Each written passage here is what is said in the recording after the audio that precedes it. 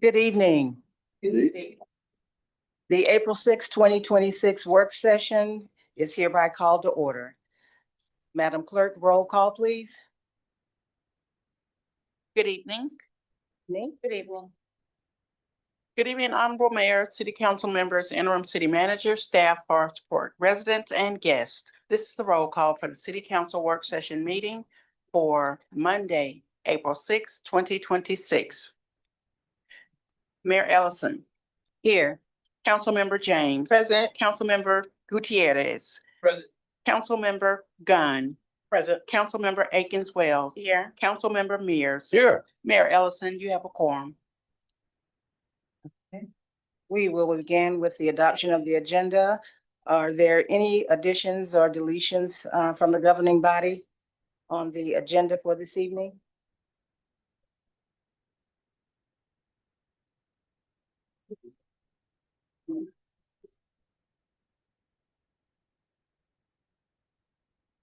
We'll be striking number 5 and number 6. It's going to be going to the regular session.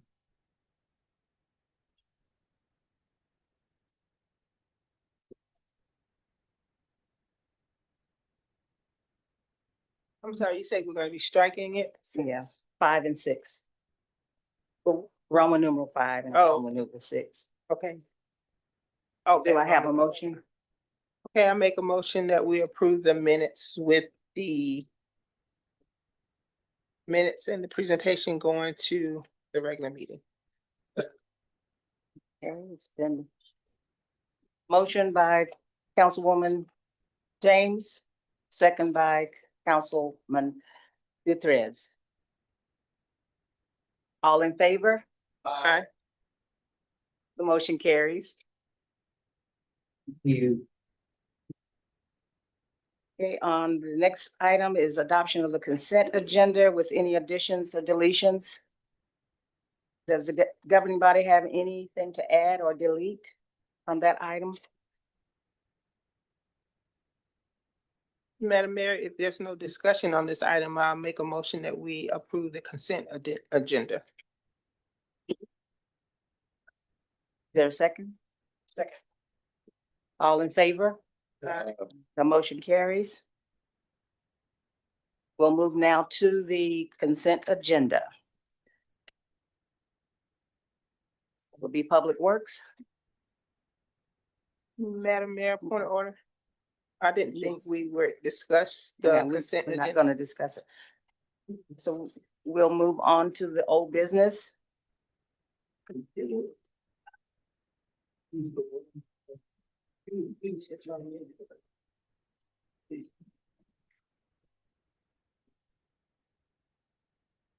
Okay, the old business, council to consider.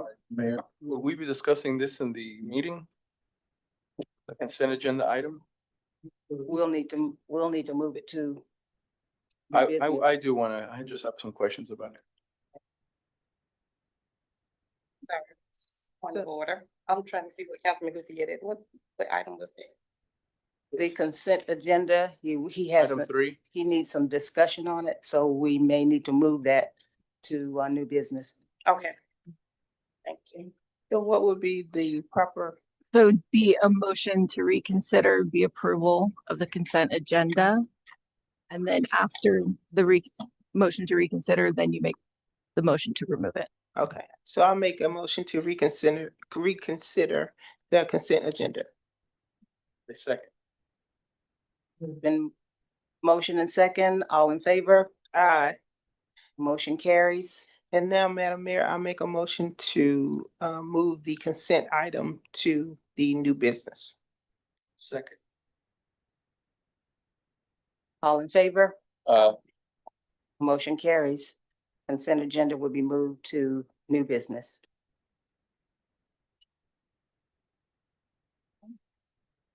Old business item. Council consideration to approve a special facility usage request on a stadium.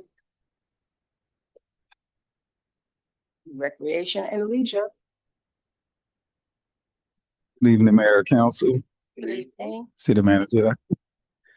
Since the last meeting, the council aides did go around to the surrounding streets and ask them about the ban.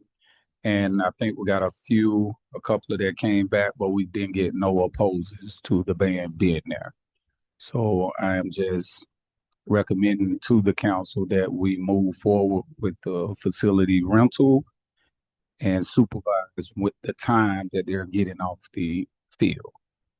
And if they do not get off and not play after that time, then we will have a legitimate reason to not rent to them. Any questions? So, I want to make a statement. First of all, thank you to, all persons that were involved, with, going out, putting this survey, together. And what we do have are, does everybody have an account? Okay, of, what was recorded? See it, Latrice? Okay. Okay, so, thank you. We executed, we put this out in the community spoke. And so I do want to elaborate on it because the voice of the residents, in the midst of this, I want them to, for it to be heard.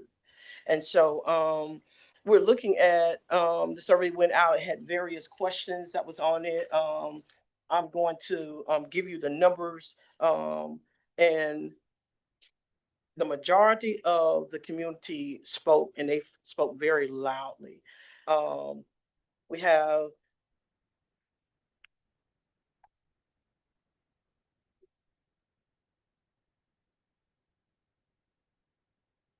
we have 14 people that said yes. And it was positive feedback that did come back to, I enjoyed it. Reasonable time is appreciated. I personally enjoy hearing the band, but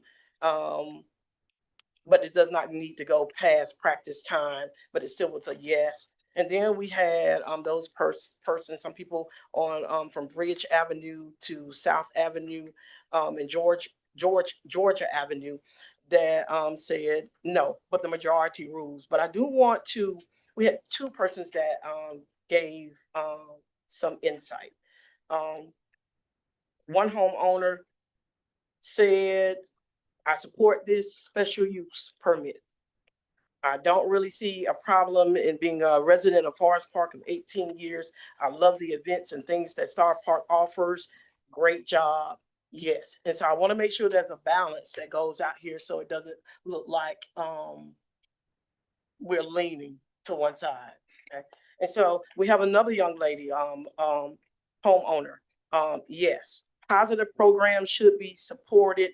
One of the questions was, of course, rehearsal needs to end at 8:30. Earlier might be better, but this time is reasonable. I like the time frame that we're going to move forward with. Now, here's something right here.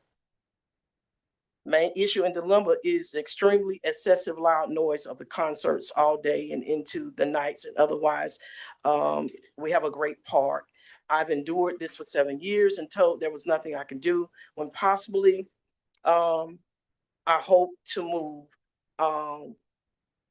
extremely, this show more concern and consideration for this shows more consideration in for the Star Park area, residents. And so I just want to say,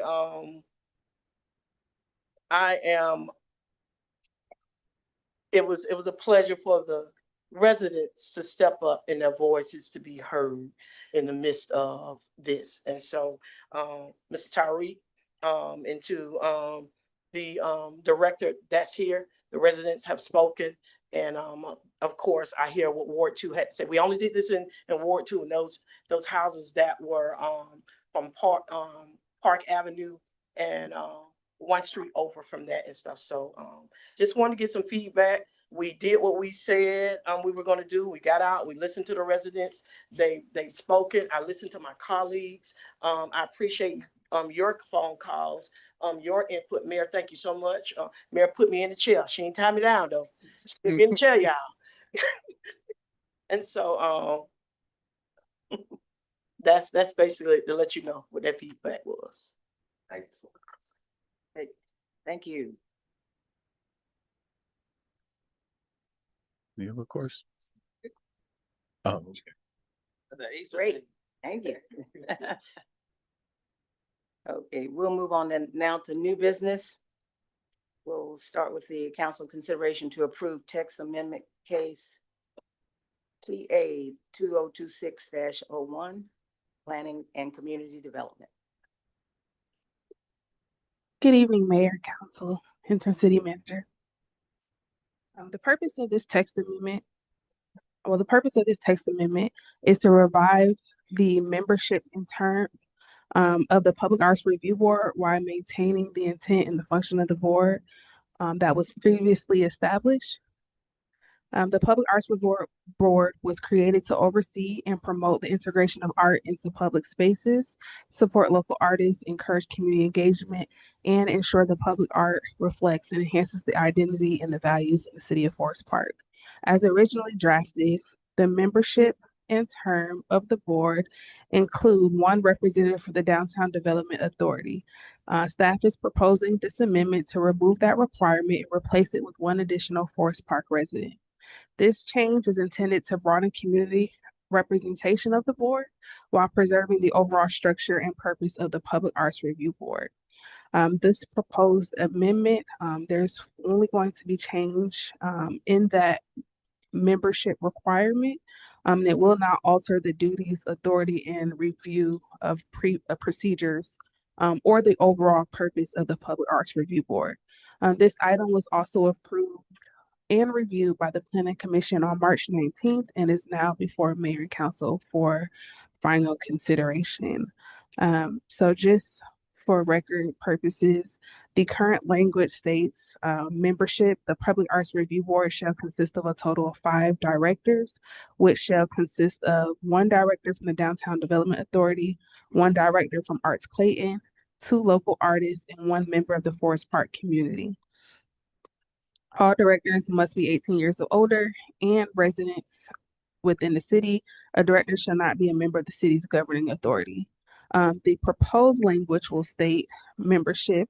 The Public Arts Review Board shall consist of a total 5 members, which shall consist of 1 member from Arts Clayton, 2 local artists, and 2 members of the Forest Park community.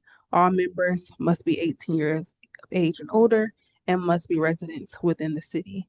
A participant shall not be a member of the city's governing authority.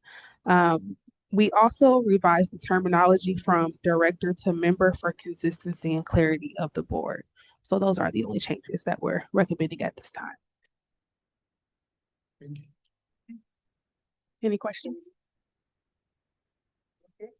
Thank you so much. No problem. Next item is council consideration and approval of an agreement between City of Forest Park and Clayton County Public Schools for summer food service program. good evening, Mayor, Council, City Manager. This is the agreement we've been with the Clayton County Board of Education for the past 4 years. As we know, the kids during the summertime, most of the kids only rely on the school doing as far as the feeding and the eating during the summer or the school year. So we partner with Clayton County Board of Education to provide free meals during the summer, which is really taking advantage of our summer camp kids, and the local community get to come for breakfast or lunch. Breakfast and lunch during the school year. Anybody under the age of 18 or over 18 if you have special needs.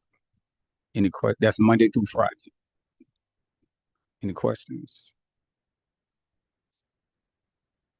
Thank you. I think we're good. Thank you. Thank you so much. Next item that we've added is the council consideration for approval of the trade-in administrative vehicle.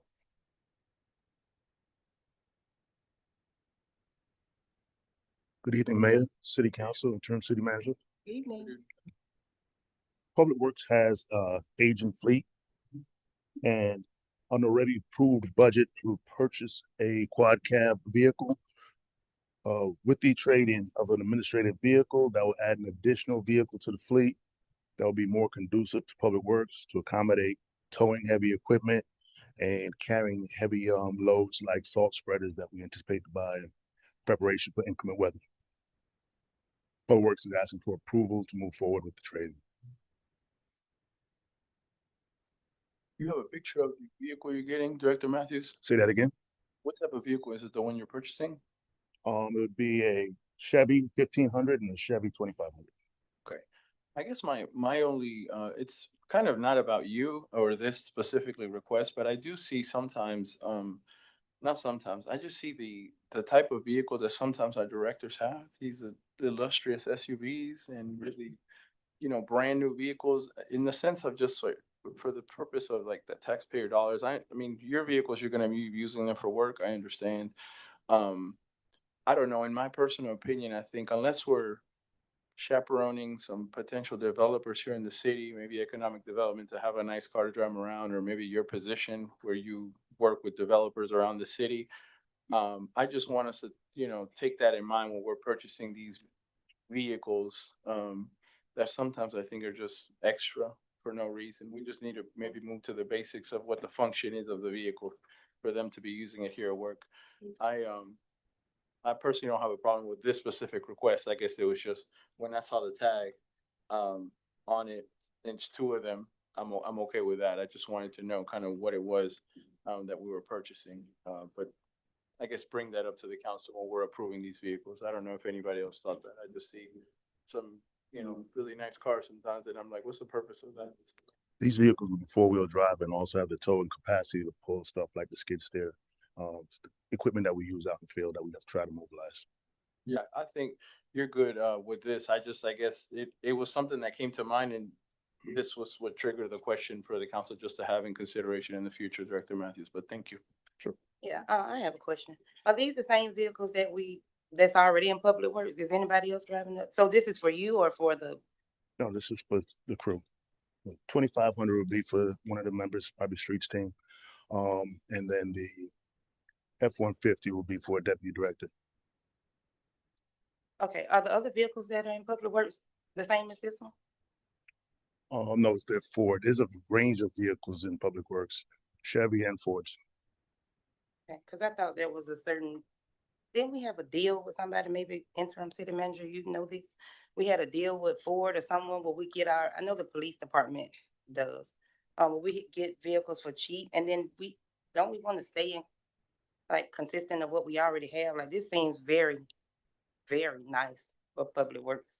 So thank you for your inquiry. Fire department, police department, public works, they do share a wide variety of vehicles to include vehicles that tow, carry, things of that nature. So it ranges from Fords to Chevys. So it's a variation of vehicles. Okay, so this is gonna be a 2026 Chevy Silverado. It's gonna be used for hauling. The other vehicles that we have, you can't haul? The other vehicles we have are stuff like Ford Rangers, which are very small. They're not four-wheel drive. They can only accommodate two workers. A quad cab will accommodate all four comfortably. Thank you. And the picture is not the vehicle. Oh, well, that would be nice to see the actual vehicle, but this just seemed a little extravagant. But Madam- thanks.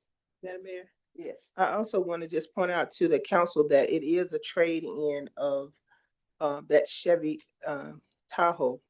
And as I understand it, it's not a vehicle that can be readily used by the Public Works Department because it can't tow anything. So I think that's a good thing to trade in that Tahoe that we had that they cannot use.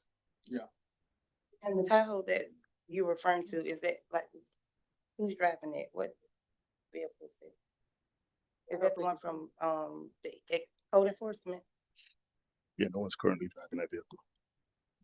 No Who one is y'all- currently driving that Who vehicle. do y'all, I work at Ford some, and most of these block, trucks and cars are both GDOT, Forest Park, a lot of, you have a certain area that you can go to because they give you special deals on the cars that other dealers are not involved in. Is that the type of situation we're in? That is correct. So you have to go to get a certain kind, certain way.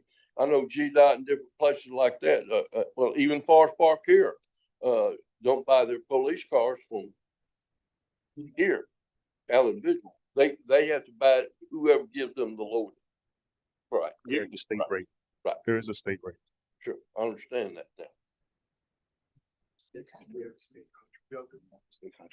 Any other discussion? Thank you. Thank you. Thank you.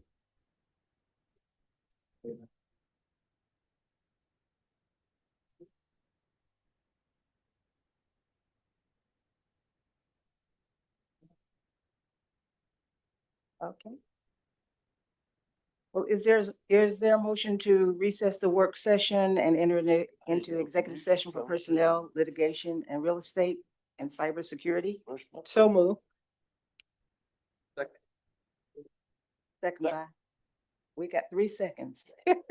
Aye. Third, All in favor? Aye. Okay, thank you. Motion carries.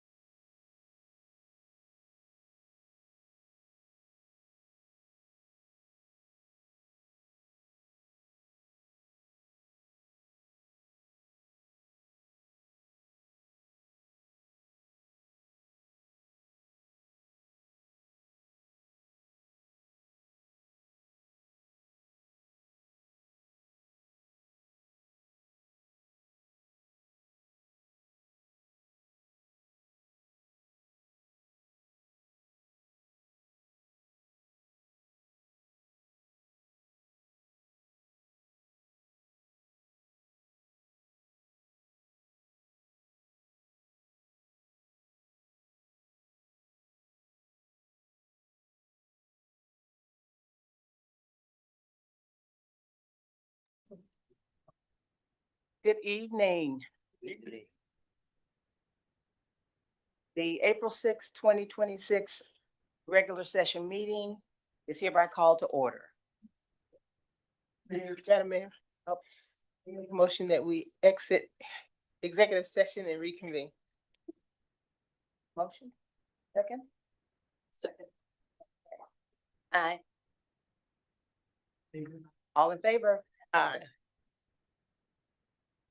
Okay, motion has been second, aye, and note the motion has carried.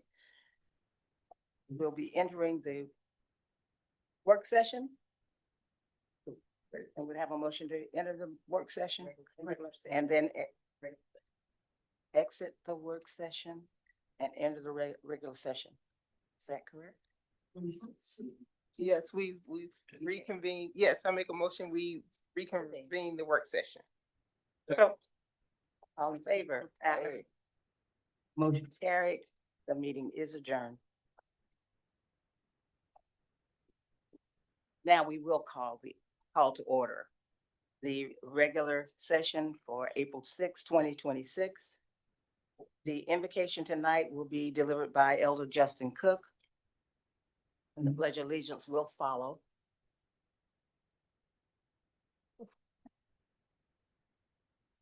Those who can stand, please. Amen. Let us pray. Heavenly Father, we just come before you tonight. First, just thankful for another opportunity to gather here together, God, to discuss the business of the city of Forest Park, Father. We're thankful for all those you place in authority, Father, during this time. And we pray right now that you impart wisdom, God, concerning every matter on this agenda.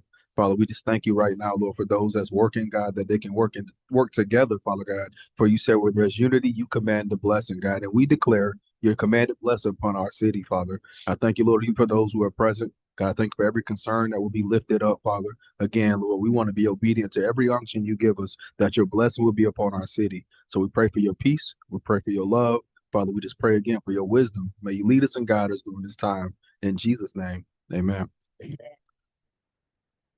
I pledge allegiance to the flag of the United States of America and to the republic for which it stands, one nation, under God, indivisible, with liberty and justice for all.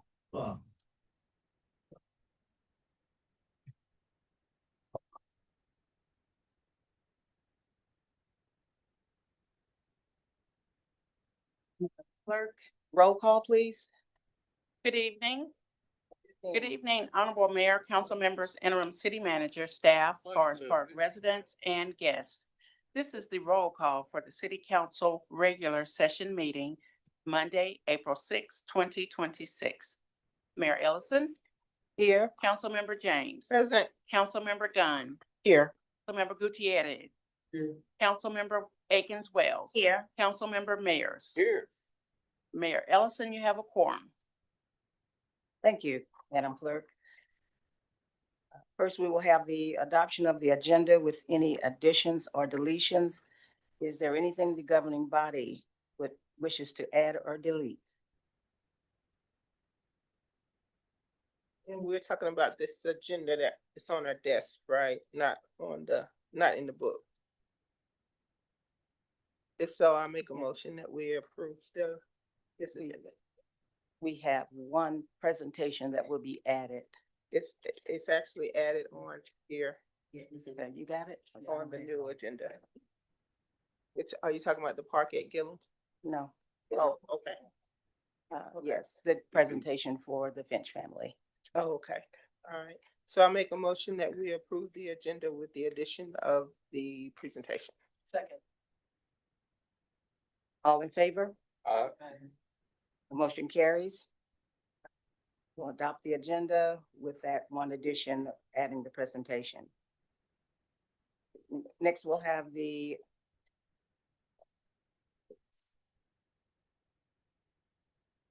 consent agenda has been moved to new business.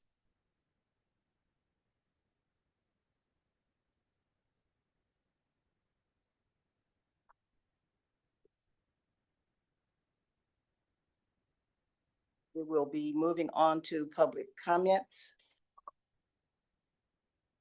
Madam Clerk, please read the rules and procedures of quorum.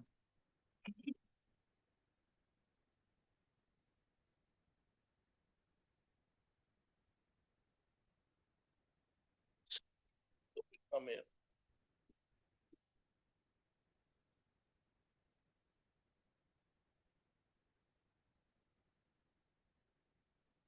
Good evening. Public comments will be allowed only during the public comment section, Section Rule 217 for procedure and decorum. During the public comments in the regular meeting of the governing body with the time shown on the agenda, members of the public are not allowed to participate in any debate or discussion being conducted by the members of the governing body. Public comments will be limited in total for 3 minutes per speaker and a total time of 21 minutes. If more than 7 potential speakers sign up for public comments, then the total amount of time of each individual speaker will be reduced by the announcement of the presiding officer to limit the total time of 21 minutes. The governing body by majority vote may allow extensions of time for individuals to allow such individuals to finish their comments. No person may sign up for more than one than to gain more time for public comment. Public comments during the meeting of the governing body will be allowed to residents of the city of Forest Park or to owners of businesses maintaining a business site physically situated within the corporate limits of the city of Forest Park. Persons not residing within the city of Forest Park who do not own a business as specified in subsection D above who wish to address the governing body during the regular meeting must first request that they be placed on the agenda for the upcoming regular meeting. Such request to be made in writing by close of business at City Hall on the Wednesday immediately preceding the regular meeting at which they wish to speak. All public comments must be limited to matters on the agenda or over which the governing body has jurisdiction. Non-residents who do not own a business as specified in subsection D above will also be limited to 3 minutes per speaker and a total of 15 minutes for the entire group of speakers at any single meeting, whether they are speaking on the same topic or not. If more than 5 potential non-resident speakers are on the agenda to address the governing body, the time permitted for each individual speaker shall be reduced to the limit, the total time for speaking and such non-residents of 15 minutes at any one meeting.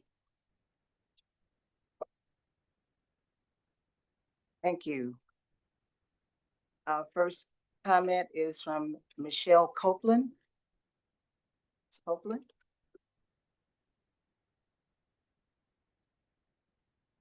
Good evening, Mayor, Council, and City Manager.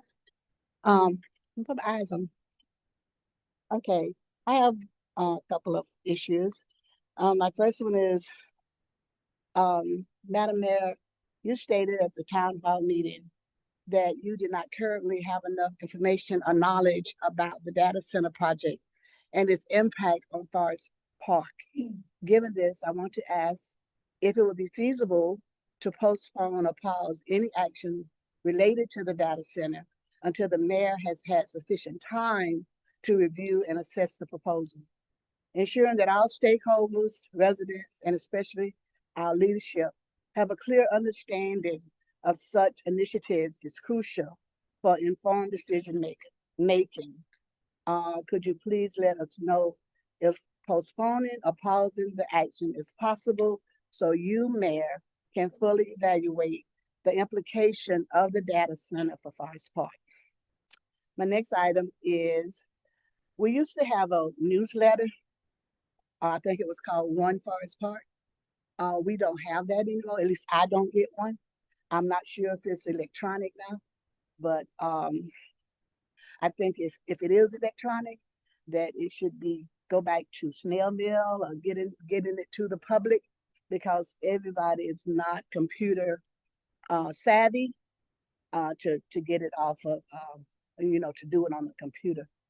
My next thing is, I'm not sure if this is the proper place, but in my neighborhood, I've had 2 fires. There was a fire about 2 weeks ago. Someone set the fire of a porta potty where the Clayton County was doing work. And someone set the porta potty on fire. About last month, someone set the dumpster over at the middle school. Someone set that on fire. So I'm not sure if, as far as the patrolling that goes through my neighborhood, I know that they do patrol a lot. They do come through there a lot, but I'm not sure like what the times are or anything like that. So I just wanted to bring that to the fire department, the police department, whomever, because that seems to be not a good pattern. That I've had 2 fires in my neighborhood for the last 2 months. My next thing is I've been in Forest Park now for over 30 years.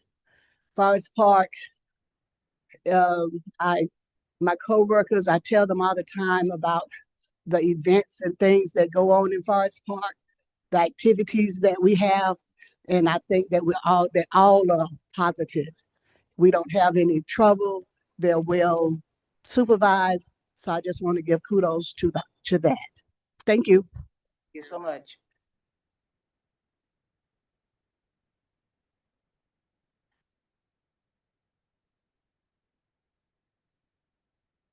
The next person is Sophia Aguilera. Good evening. My name is Sophia Aguilera, and I'm here to see if you have any answer about the dog that killed my dog or any animal control. I just saw the animal control a couple of days ago. They just sitting in the front of the house. They don't do nothing. They don't look for the dog. And I just wanted to see if I have to keep walking around with my gun and try to find the dog, or do animal control gonna do something, forest fire is gonna do something, or what is gonna happen with it? Because it's been almost 3 weeks that my dog has been killed, and there's no sign of these other dogs, and it's no sign of anything. I haven't have any answer on the animal control, any answer of the police department, any answer of nobody. And it's messed up because it's forest fire. It used to be safe. It used to be safe to walking around. It used to be safe to having dog outside, but now it's not safe anymore because you have to wash and see if you wash any dogs, because dogs are dead right now. It's not safe anymore for people walking around. And I just wanted to see if you have any answers of these street dogs. If you have any answer, I can give you my phone number, and you can call me anytime, any day. I just want to have any answer of these street dogs and answer on the animal control too, because the animal control just parked in front of the house, left the cage outside, and she don't look around for the dog. So I want to see if you're short on staff, I'm free, and I can help to look for this dog because it's tough. Yes, It is really, really tough. Thank you. thank you. Someone will be in touch with you, Ms. Aguilera. Thank you.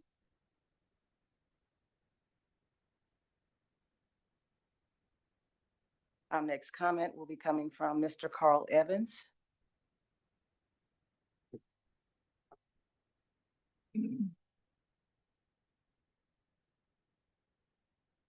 Good evening, Mayor, Council, and interim city manager.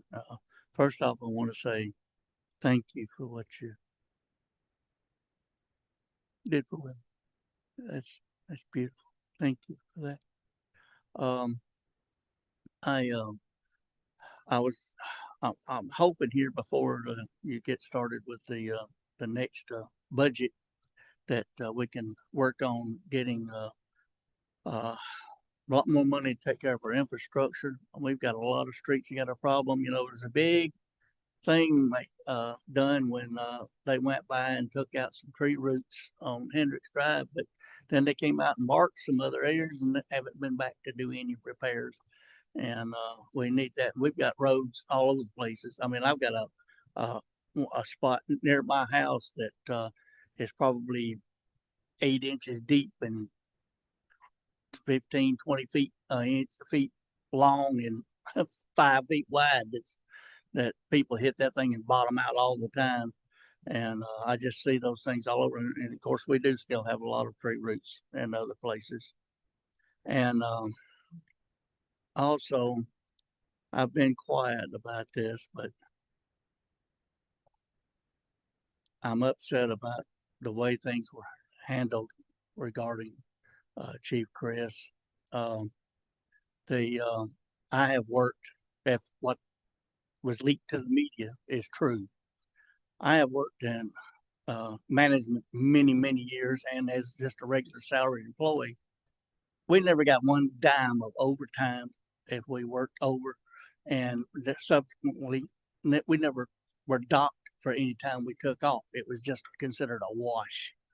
And then too, it's kind of ironic and just puzzling why you would accuse somebody of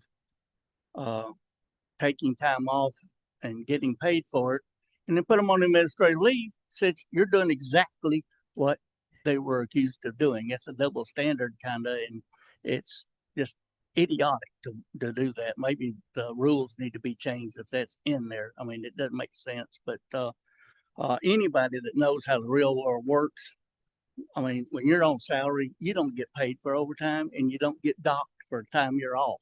If there's some kind of an issue, then it should have been just sit and talk to them and say, hey, this is against policy.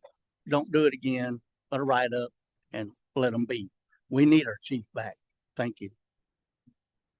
Thank you.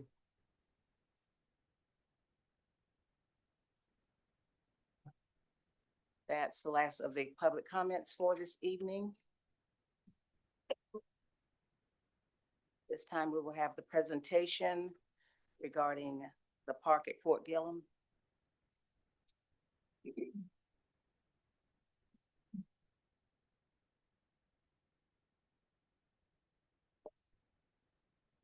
Good afternoon, Mayor, Council, Interim City Manager. Got to find my eyes. Hold on. Oh, my slide. Thank you. It's being pulled up. I can see that better. I am Rochelle Dennis, the Economic Development Director, and I do have with me, I'm going to let them sit for just a second.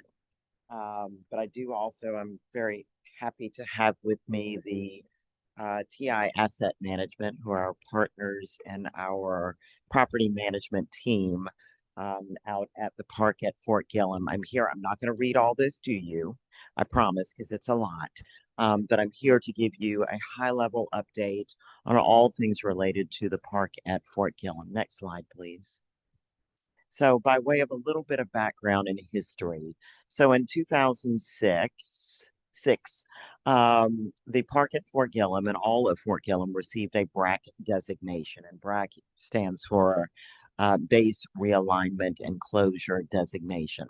And so what that meant was it's now a decommissioned military base, and that Fort Gillum, as part of the surplus, also included Weary Housing, as it was formerly called, also now known as the park at Fort Gillum. In 2012, the city, through the Urban Redevelopment Agency, acquired Fort Gillum, which also included the residential unit as Weary Housing, which included 125 units of what is called naturally occurring affordable housing, which is also referred to as NOAA. The prior management structure that we inherited that came with it, it included a 25-year ground lease. It was operated by the Park at Fort Gillum LLC. Some of you may have known him as the Keenan brothers, Paul and Phil Keenan, and the property or their management firm was called the Park at Fort Gillum. They had a 25-year lease that we inherited. They functioned largely independently with limited coordination or transparency with the city, despite repeated outreach. That transition of control happened in 2025. The ground lease and prior operational control ended in October of 2025, the URA resumed full ownership and oversight. The new management agreement was entered into with TI Asset Management, and the operations officially transitioned on November 1st of 2025. Next slide. We also the URA entered into an agreement with Partnership for Southern Equity because it was critically important to the URA to understand the resident needs, their experiences, and their priorities, with the end goal being to make sure that the URA was making resident informed decisions, leaning into equitable decision making. And some of the key objectives that came out of that was to promote transparency, equity, and inclusive engagement, gathering qualitative as well as quantitative data on resident experiences, identifying ways to mitigate potential resident hardships, and providing data-driven insights to guide the URA and city decision making.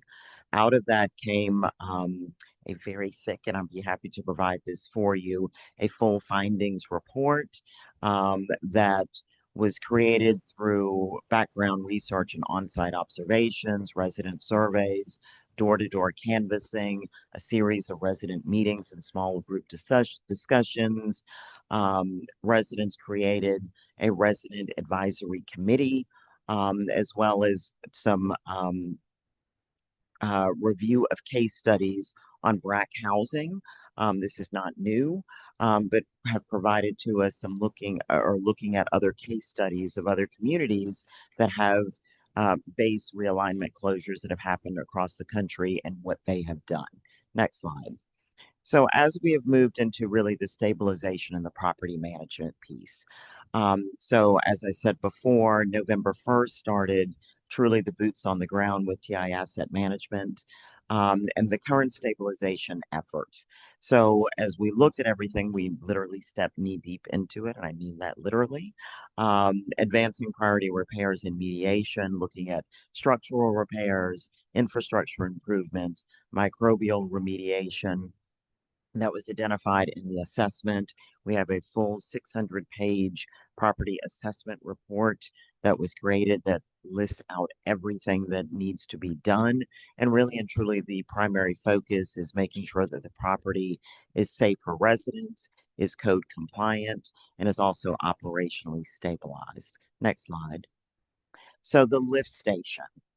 Some key facts. The lift station was built around 1945. It is very much an aging infrastructure. There were two pumps that have been rebuilt, one in 2020, the other in 2023.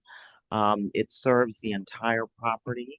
It is connected to a city sewer system. It is not septic, even though it had more or less been operating as a septic system, which it is not truly designed to do. We identified back in December of 2025 a system failure that is caused by clogging, broken lines, root intrusion. We also identified the main sewer line also was clogged, which was an issue that had never been addressed. And if you think about the lift station, I like to think that I've become an expert on this now, that the way that it sits low.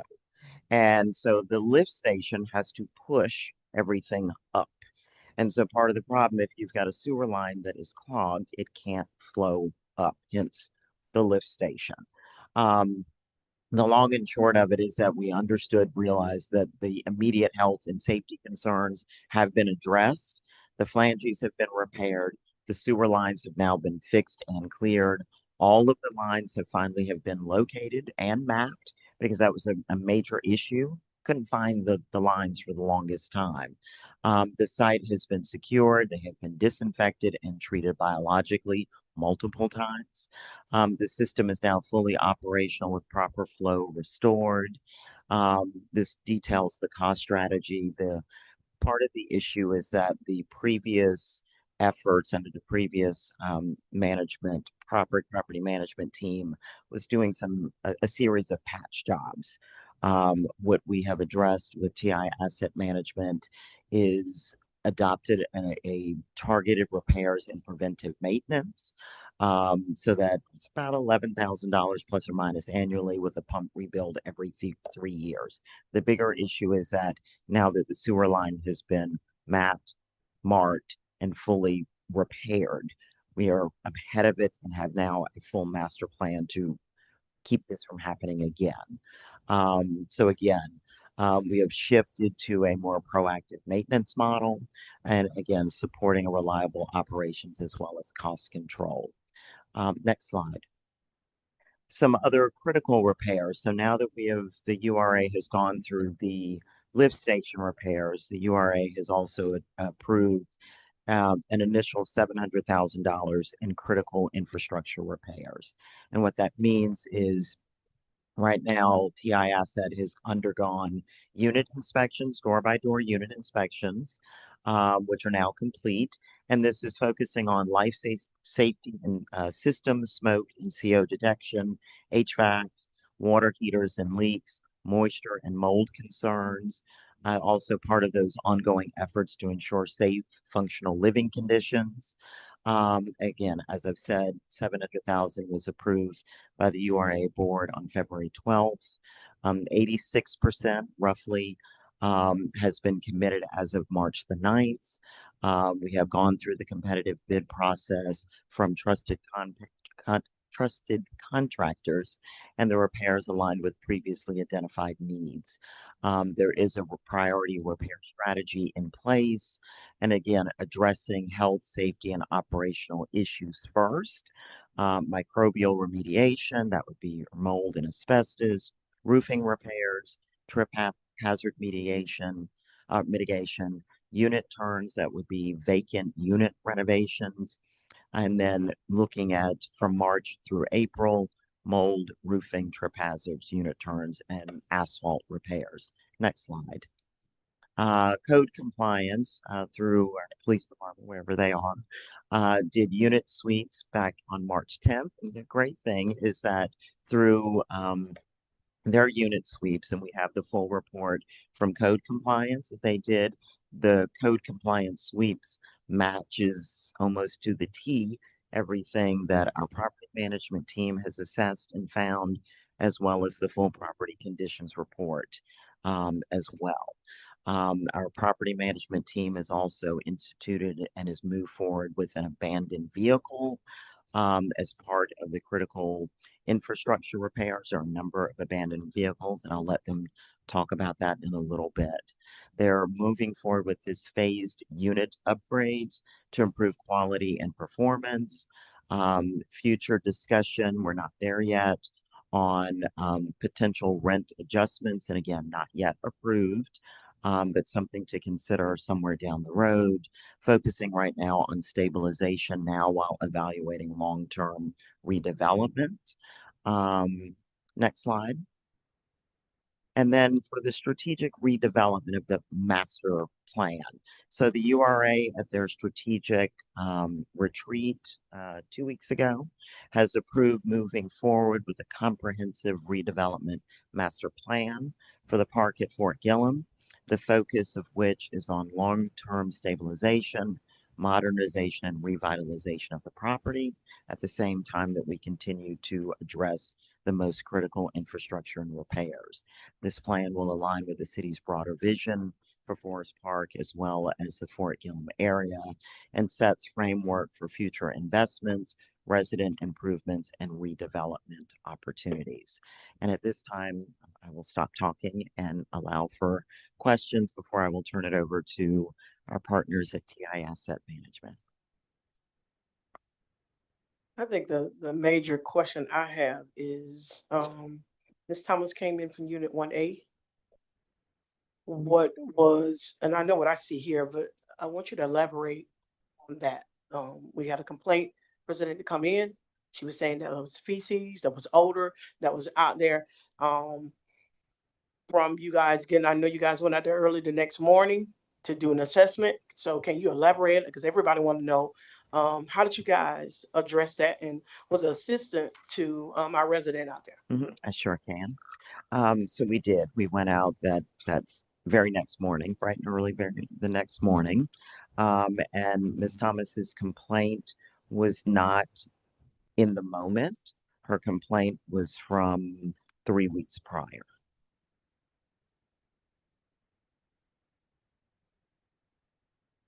So the short answer is that her complaint was from when the issue was active, when the pump station was still overflowing, when water, feces, et cetera, was still on the ground, had not evaporated, microbial, what do you call it? The biologic system was not fully absorbed, but it was not from that moment.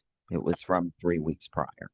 I understand from reading what you guys presented to us that a lot of the water that she was complaining about, that was water drain off from when they went out, opened the pumps up and stuff. And so that And so when we went out, I'm sorry to interrupt. So when we went out that morning, and then went out again that afternoon, and then went out again the very next day, went several times that day. There was no odor, there was no smell.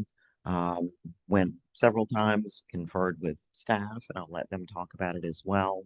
Went directly behind her unit. There was no smell. There was actually no evidence of wetness immediately behind her unit.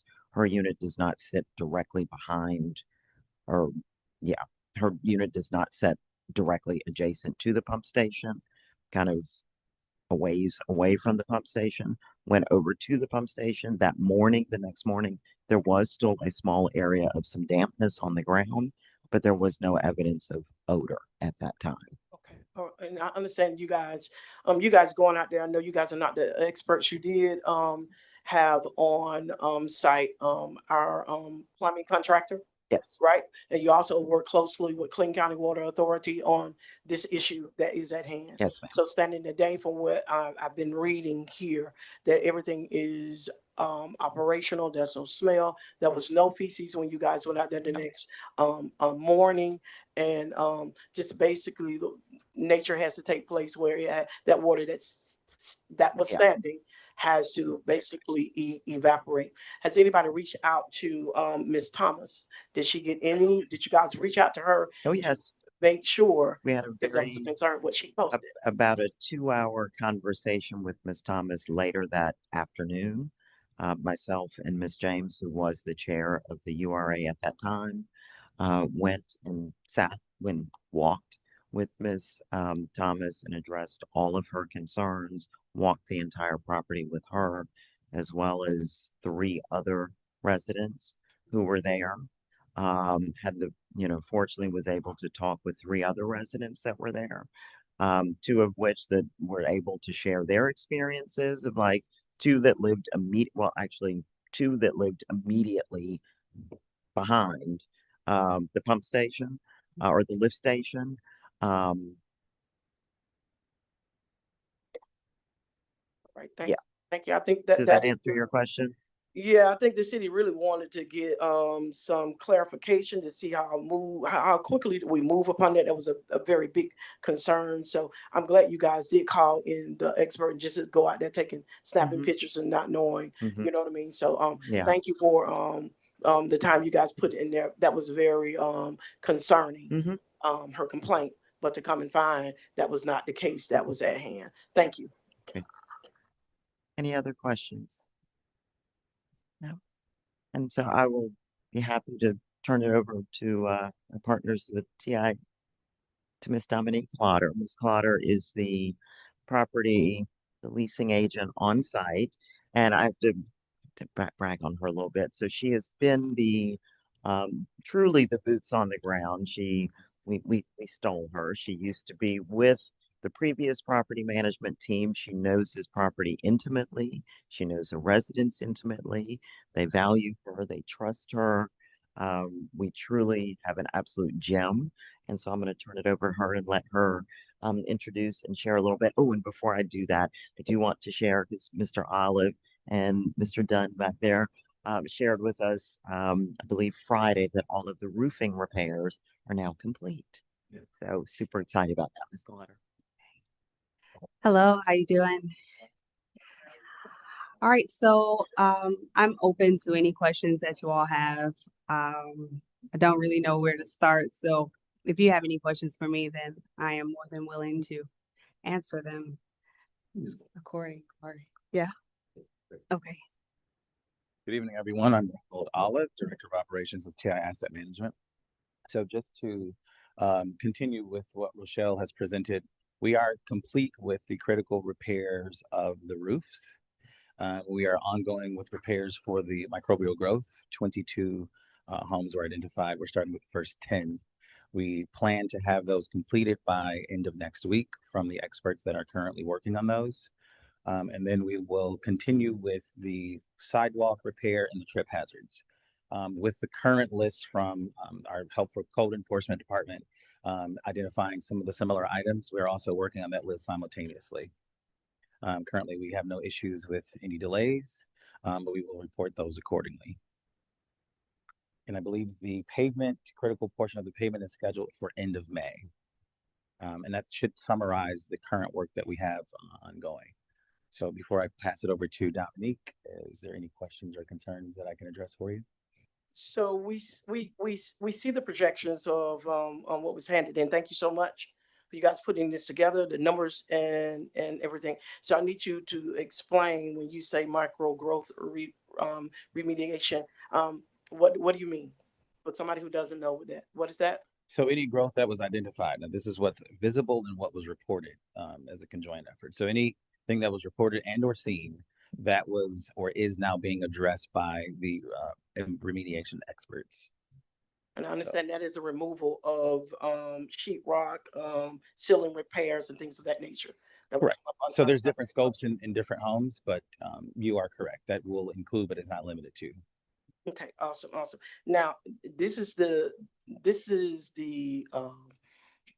I just want to ask you guys are new management, you done came in, and what is the rapport you guys are having? All this renovation is coming into par. I know not every building, every apartment unit is getting these remodel.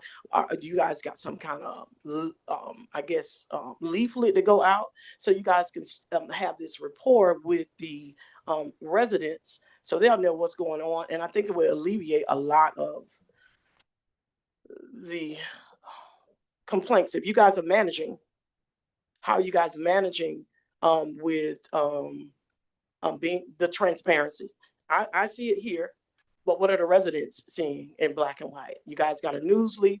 You guys, you haven't attended association meetings. What are you doing to make sure these residents? That's a very great question. So we have an open door policy, and we also have mass communication tools. So we communicate accordingly, the information that we're able legally to share. But we, again, are open to any feedback, be it positive or negative. And we understand that because of the components with DRA being involved, that sometimes our community members may come directly to the board, but we do ask that you refer them back to us because that's what we're in line for. We have staff on site daily. We have staff that's able to, of course, respond to any emergencies even after hours. And we have a full talented team at our corporate office where members can address issues as well and take information and respond accordingly. So again, consistent communication via text, via email. Those that do not have access to electronic devices, we also place letters on their doors. And again, during open office hours, Ms. Clotter and staff members are there on a daily basis. All right. I think that's very important. With our senior citizens facilities, that is one of the most vital things that they basically ask for. And I see the projections of the numbers of how many you house as to age factors that was given that you have on site. So that's awesome. I'm glad you guys are doing that. I wish you would push a little bit more community cohesiveness. I don't know, throw some barbecue, throw some hot dogs out there and put up a couple of balloons and make it more friendly. Thank you for what you are doing. But far as for our residents, you can do a whole lot and gain a whole lot of trust when you are able to just be friendly. and the concern factor of really just talking to them and not just being, no disrespect to you, sir, not, being just a management team. But it goes a long way when the community development is there. You guys throw some, I'll come. I'll make sure the right person is on the grill though. But I'll show up. And we appreciate that. Look, we're open to that. We treat everyone with respect. We are a professional management company, but we're in touch. We're mission based. So we have many components that make up our wonderful team. So we do plan to do a lot of community events, but we are also a more results driven, focused management company. So we approach these great opportunities, and we actually want to show them that we are completing and doing the work while still shaking hands and waving and embracing the community. But we want to make sure that they're taken care of. And we are starting with, life and safety first. We're not renovating per se, going back to the apartment homes, which is something that we're doing is an improvement. These are what they call heavy unit turns. So those have to be brought up to par so that we can house more individuals that are interested. But again, thank you for your feedback, and we will hold you to that. Grilling opportunity. You heard it as well. So, but we appreciate it. Look, any feedback that we get, we take it, and we go from there and we grow from there. So it is not something that we are avoiding. Again, we've been doing this for a very long time, and we enjoy what we do. Yeah. Sure. You have another question? No, well, not necessarily a question. I just like to piggyback off of what Councilwoman Dunn said, that the residents are our main priority. And like, it's good for us to get this information. I appreciate the presentation, but do the residents have it? Do the residents know what's actually taking place in their backyards? And one thing I don't like is, not saying this is the case, but it makes it seem like the resident that got up here and poured her heart out was telling a lie. And she wasn't. So thank you, Ms. Dennis, for making it clear that it was there. She wasn't telling a lie, because for some reason some people don't like to be held accountable. So again, I just want to make sure that the information that we're receiving, the residents are receiving, because that's who's most important, and those are our bosses. So thank you. And we understand. So we do communicate. Me being director of operations, I just want to say, I actually walked her home as well. I left the corporate office. We walked the property. We talked about many different things. I actually was able to inspect her home. So again, we're not title driven here. We are definitely community based. So I do want everyone to know that the property is in great hands. Not many companies that I've worked for in the past, someone in my position would have left their office and actually walked to meet the individual and treat them like the human being that they deserve to be treated like. So I definitely want to say that. And again, we have a superstar on site. So of course, you're a hard act to follow with this presentation here, but great support, very communicative, and trust me, if we're out of line, Rochelle's the first person to let us know, along with Mr. Dunn here. Very, very great support. But again, we're happy to be a part of this. And I'm going to let Monique. Let me just say one thing. Sure. That I went out to the site as well after that Ms. Thomas had spoken. Okay. And I observed the same thing that Ms. Rochelle Dennis did. But I did talk with some other residents as well. I stayed out there for about 2 hours walking around and just talking to people, whoever were on the street. And they had some very high compliments for TI. So I just want you to know that everything's not negative.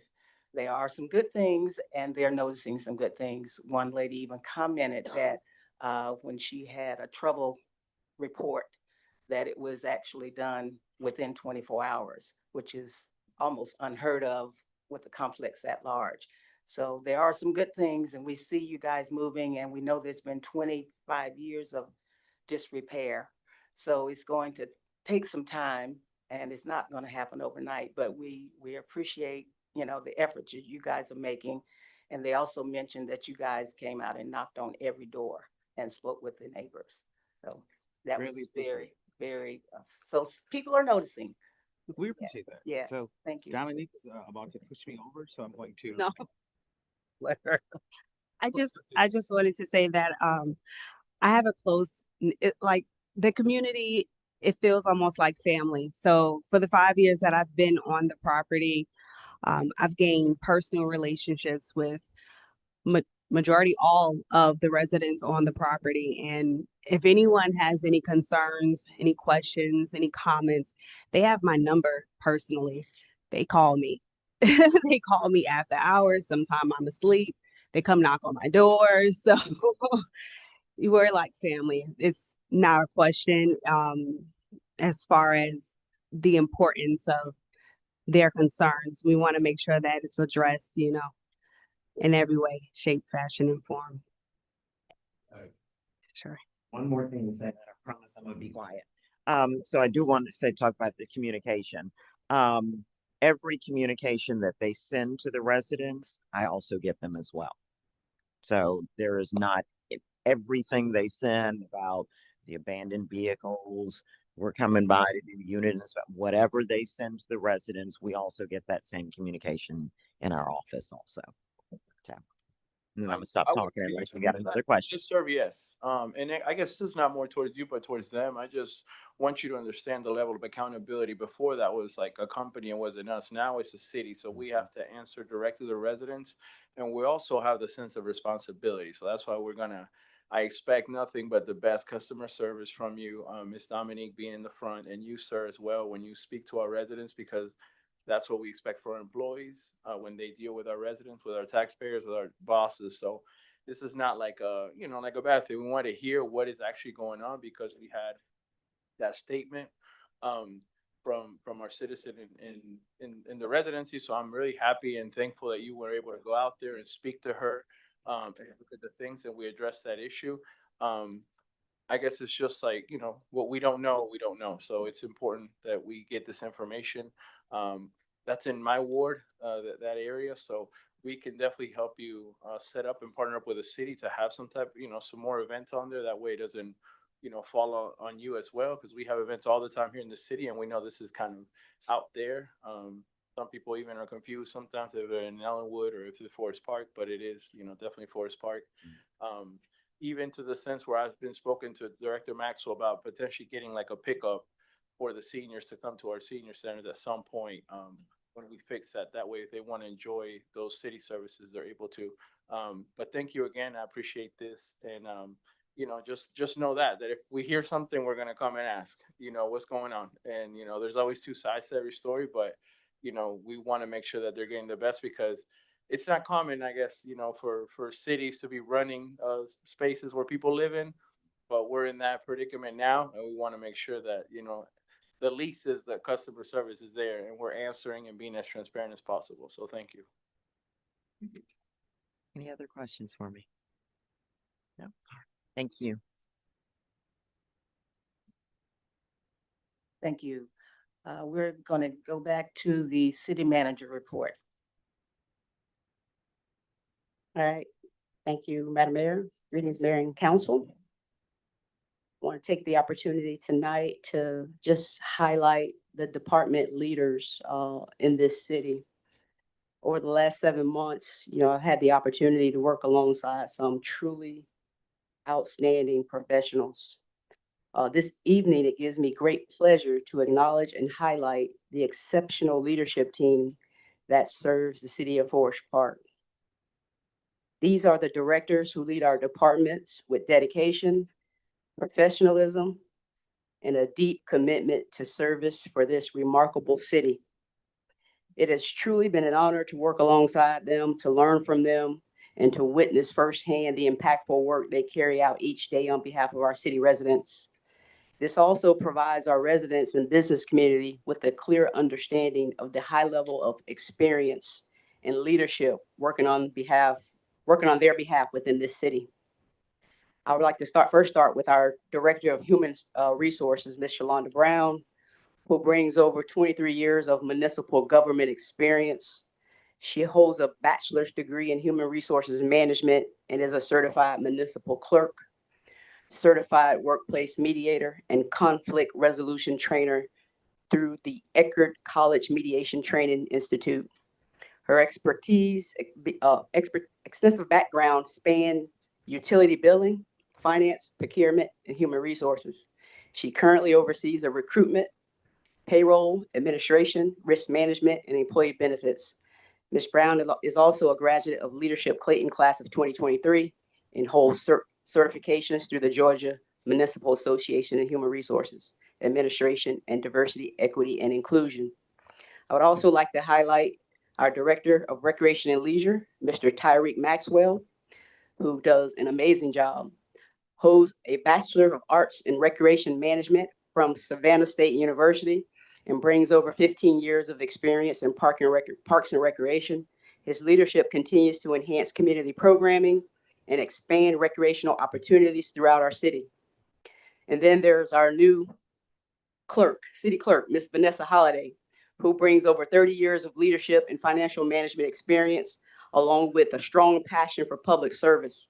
She holds an accounting certification from DeKalb Technical College and has completed more than 15 years of municipal government studies through the Carl Vinson Institute of Government. Ms. Holliday is a 16-year certified Georgia municipal clerk and holds the designations of certified municipal clerk through the International Institute of Municipal Clerks. She was also recognized as Municipal Clerk of the Year for the state of Georgia, 2024-2025. And then our Director of Information Technology, Mr. Joshua Cox, who does a phenomenal job with our IT infrastructure. He leads the city's technology infrastructure, ensuring the reliability, security, and innovation of our systems that support daily operations and service delivery across all departments. He holds a Bachelor of Arts in Information Technology from the University of South Carolina and a Government Chief Information Officer certification through the University of North Carolina and the Technology Association of Georgia. And then we have our Director of Municipal Court, Ms. Dorothy Roper Jackson, who brings an impressive 46 years of public service. She holds a Bachelor of Science in Criminal Justice from the University of Phoenix and a Master in Arts in Forensic Psychology from Argosy, I think I pronounced that correct, University. Her leadership provides stability, integrity, and accountability within our courts operations. These are the leaders in this city. And then our Director of Public Works, Mr. Alton Matthews, holds an Associate of Applied Science and Construction Management from Monroe Community College with 30 years of experience in construction management and 20 years in public works. He also holds certifications as a Level 1B Certified Inspector and Level 2 Certified Plan Reviewer through the Georgia Soil and Water Conservation Commission. His expertise ensures the strength and sustainability of our city's infrastructure. And then we have our interim Director of Planning and Community Development, Ms. Savon Irons Kamasa. She holds a Bachelor of Science in Political Science with the concentration in urban planning from Savannah State University. She brings 13 years of public sector experience, including 8 years in professional planning across regional, public, and private sectors. In her current role, she oversees planning, zoning, permitting, business licensing, and development review while strengthening departmental operations to support the city's continued growth. And then you just heard from our phenomenal Director Rochelle Dennis, our Economic Development Director. She's a dynamic leader with more than 30 years of experience in business development, communications, and strategic engagement. She holds a Master of Arts in Journalism and Mass Communication from the University of South Carolina and a Bachelor of Arts in Political Science from the University of North Carolina and Charlotte.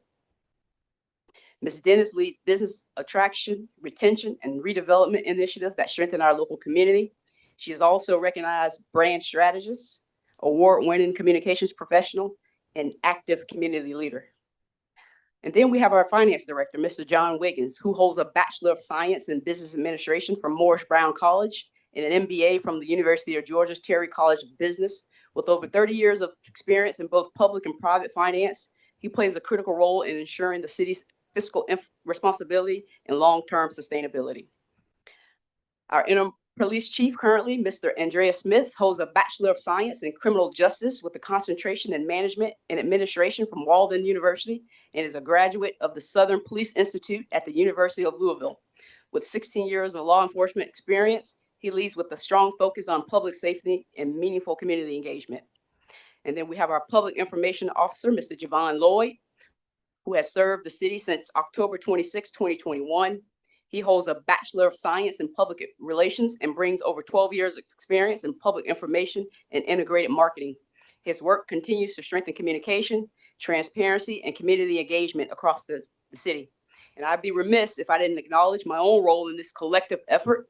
As fire chief and interim city manager, I bring a Bachelor of Arts in Organizational Leadership and a Master of Science in Executive Management and Professional Studies from St. Thomas University, cum laude, along with 30 years of experience in public safety and numerous certifications across local government, including Human Resources, Georgia Emergency Management, Chief Fire Officer, Executive Fire Officer, Leadership Clayton, Advanced Leadership and Management Development. It is my honor to serve alongside this team during this important time in our city's progress. Together, this leadership team represents a wealth of knowledge, experience, and commitment. They are the driving force behind the delivery of city services, the advancement of strategic initiatives, and the continued progress of Forest Park. At the end of the day, this is about one Forest Park, one team, one direction, one standard of excellence. In this season of growth and transition, our strength lies in unity, alignment, and accountability. When we move as one, we lead with clarity. And when we lead with clarity, we serve our community with excellence. I am proud to stand alongside this team as we continue to move in Forest Park forward together. Additionally, because they're here tonight, and I want to make sure that I acknowledge two phenomenal gentlemen, I would like to take a moment to recognize two outstanding members of the Forest Park Fire Department who recent accomplishments directly reflect one of our 6 strategic goals: organizational and professional development. First, and please stand, please. It is with great pride that we recognize Fire Inspector James Oglesby for earning a master's degree in fire executive leadership and occupational safety and health. This remarkable academic achievement reflects exceptional dedication, discipline, and commitment to advancing leadership within the fire service.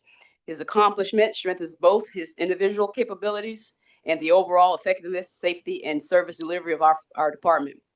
And additionally, we proudly recognize public safety educator Anthony Gallman for earning his Associate of Fire Science degree for Columbia University, graduating summa cum laude. This distinction speaks volumes about his commitment to excellence, professional growth, and continuous learning.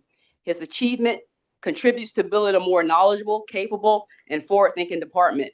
These accomplishments are more than personal milestones. They represent the culture we are building within the city of Forest Park, a culture that values growth, invests in its people, and understands that strong organizations are built through continuous learning and development. This is what one Forest Park looks like: one team committed to growth, one standard of excellence, and one shared vision for a stronger, more capable workforce. I definitely congratulate you guys. Thank you for all that you do in the fire department. Great colleagues, great gentlemen, and it's my pleasure to work alongside of you, both members, on their achievement, and thank them for their continued dedication to serving our community.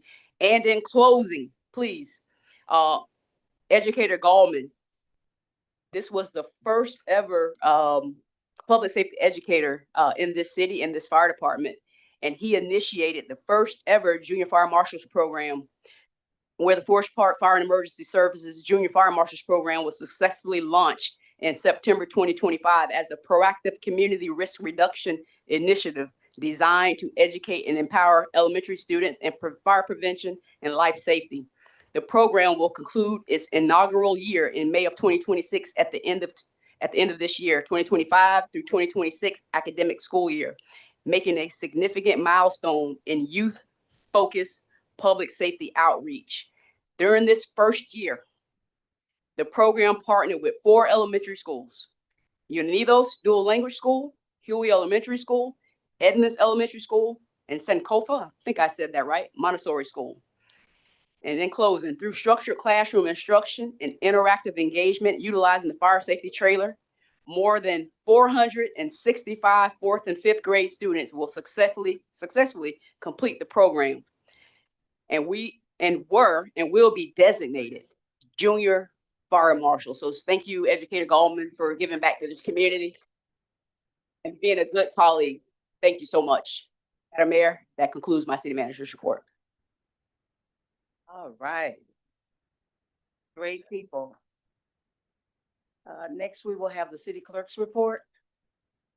Good evening. Good evening. I don't have anything like that. That was great. And congratulations to everybody. So this is the clerk's office report for first quarter 2026.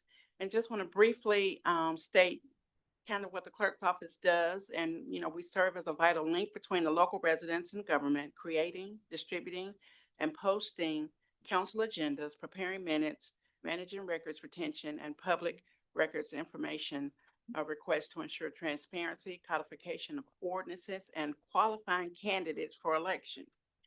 And in the department, along with myself, we have Deputy City Clerk here, Ms. McCants Rice, and we also have two council aides that work hand in hand, and that would be Tanisha Dixon and also Andre Henry.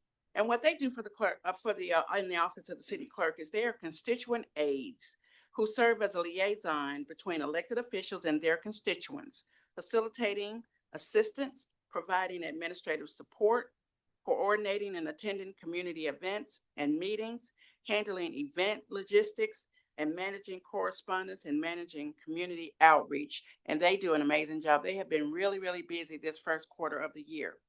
So the department has attended 13 public meetings, prepared agendas, prepared the minutes, and transcribed, those minutes for each of those meetings.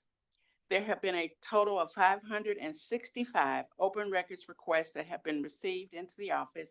424 of those have been completed at March 31st, with 44 pending, and those were pending either legal or department responses, and there were 97 that were canceled. And canceled requests can be when they send them to the wrong agency, and they should be sent to Clayton County, and they were sent here, or when the requester sees the amount that the request is going to cost, and then there's a non-payment, and those can also be canceled out. And then failure to provide additional information that has been requested can also cause the request to be canceled out. Now, the 44 pending notices that were still out there, those were concerning. And what has been requested, and hopefully will be approved, is an addition of a records person that will be brought into the city, because I don't believe in any way, shape, or form that there's any member of the staff who does not want to provide information on when these requests come in. What I have seen is that it is a matter of identifying where the records are located. And it is important that we bring in someone who is going to be able to assist us to organize that, because it's been a number of years, as I understand it. So we will get those items in order, and we'll be able to respond more efficiently when that happens, if that happens, when this next comes around. We've had a ceremonial where we've done oaths, and we've also done proclamations that have been issued. As I mentioned, with the constituent aides who have been extremely busy, they have had a number of 39 events from January through March for the council members and mayor. They did 6 events in January. They did 14 events in February and 19 events in the month of March. So they've been extremely busy. And I heard someone mention that they were commending those events that the city has. They are a great part of that. And so thank you for that, because they do work hard with each and every one of those. And Mayor, that will do it for the city clerk's report. Fantastic. There is progress being made. Thank you, Madam Clerk. Thank you. Next, we'll have the approval of the minutes. Is there any recommendations for changes or additions to the minutes? I'll make a March 16th. Sorry. I'm sorry, Madam Mayor. I make a motion that we approve the work session and the regular minutes. All in favor? Aye. Motion carries. The minutes have been approved.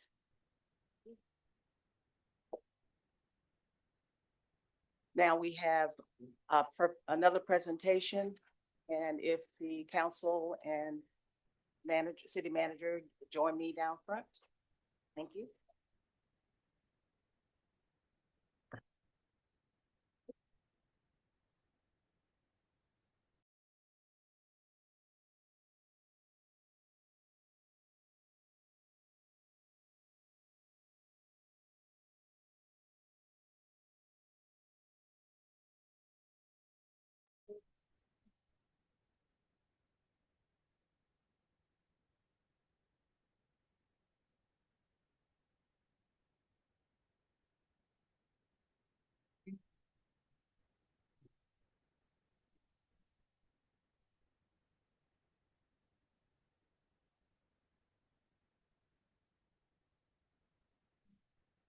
Can we have the Finch family please join us?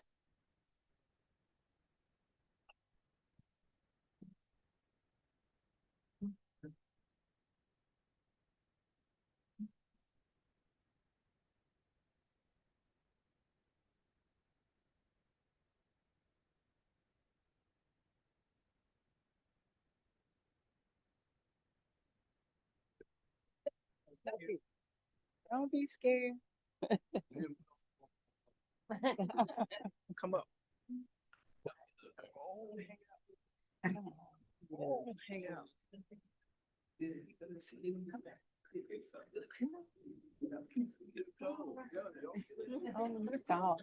He can stand behind him.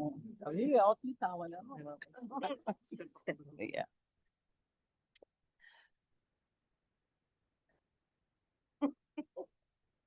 On behalf of the mayor, council, and the entire city of Forest Park, we wish to extend our deepest condolences to his wife, Ms. Annabelle Pittman Finch, his children, 13 grandchildren, and 18 great-grandchildren, and the many other family members on the passing of Deacon Willie David Bill Finch.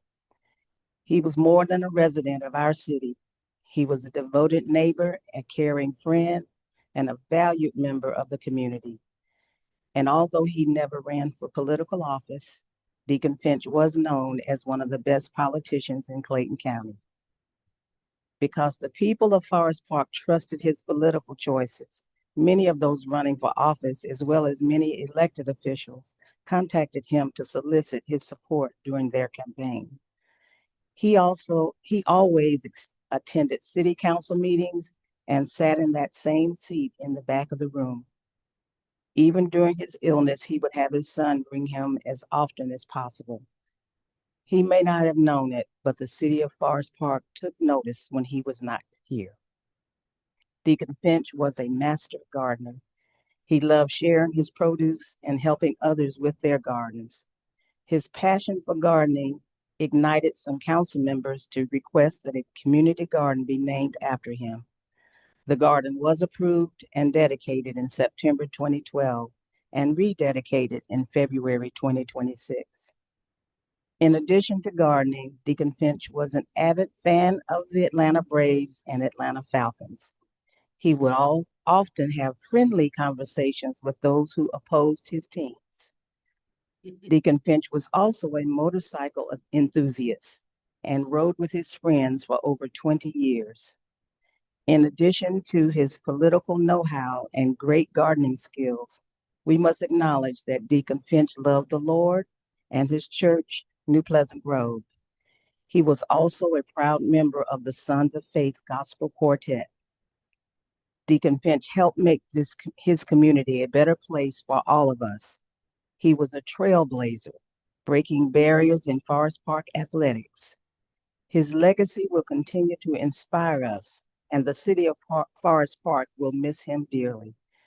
We remember him for his kindness, integrity, those quick comebacks, his jokes, and that sly smile he would show you after he made a point. Please know that during this difficult time, thoughts and prayers of the entire city of Forest Park are with you. It is with deep respect and heartfelt gratitude that we declare this day, April 6, 2026, as Deacon Willie David Bill Finch Day in the city of Forest Park. May you find comfort in the love of family and friends, and in the knowledge that Deacon Finch's contributions will never be forgotten. Mayor Gwen Ellison, City of Forest Park, Georgia.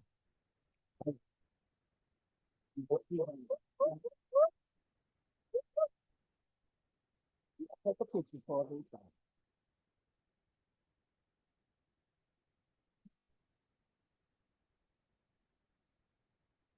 Everybody, 3, 2, 1. Thank you.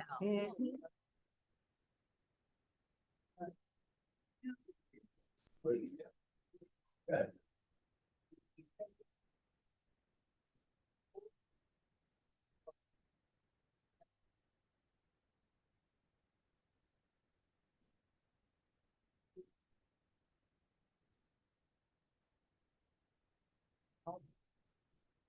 And you're right.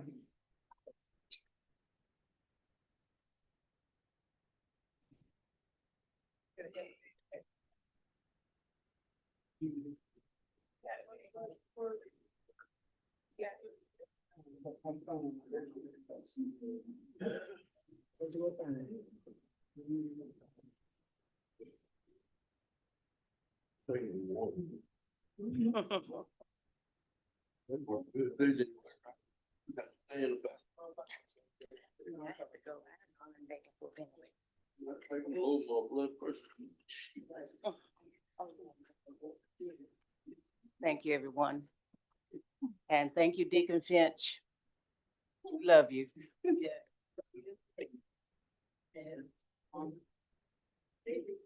Now we'll get back to business, other business.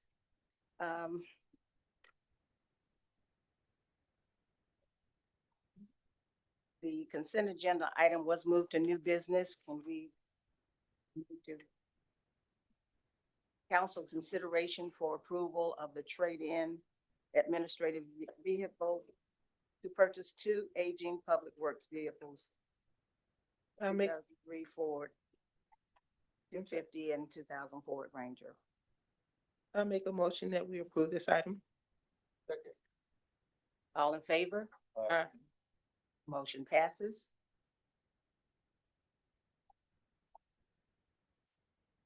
We have old business item, council approval of special facility usage requests for Kiwanis Stadium. I make a motion that we approve this item. Motion's been passed in second. All in favor? Aye. The motion carries. Our next item is public hearing.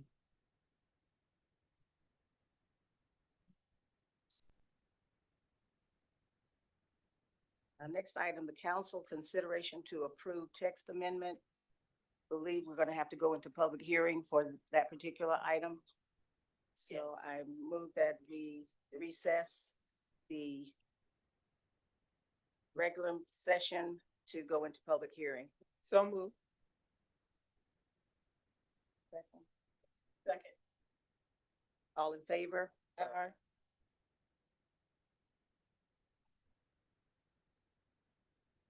So planning and development, planning and community development.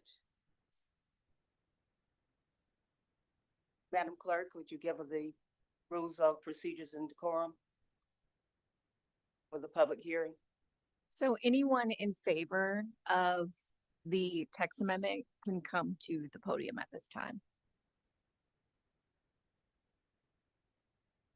Seeing no one, anyone? Oh, there is, never mind. I'm in favor. You're in favor? I would just like to say I'm in favor, and anytime that we use our local citizens to bring ideas, who understand the history and the knowledge of our community, it's a great idea. Thank you. Would you state your name for the record for me, please? I am so sorry, I'm Ann Keith. Thank you. Everybody knows Ann Keith. That's why she forgot to give her name.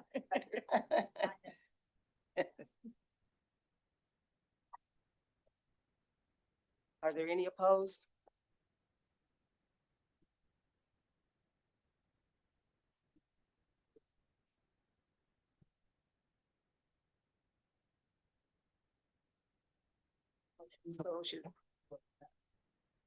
Motion to close the public hearing. Any other discussion? I make a motion, we close the public hearing. And I'll second. All in favor? Aye.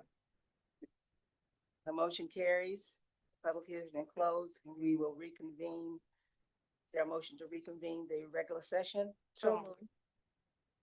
Second. All in favor? Aye.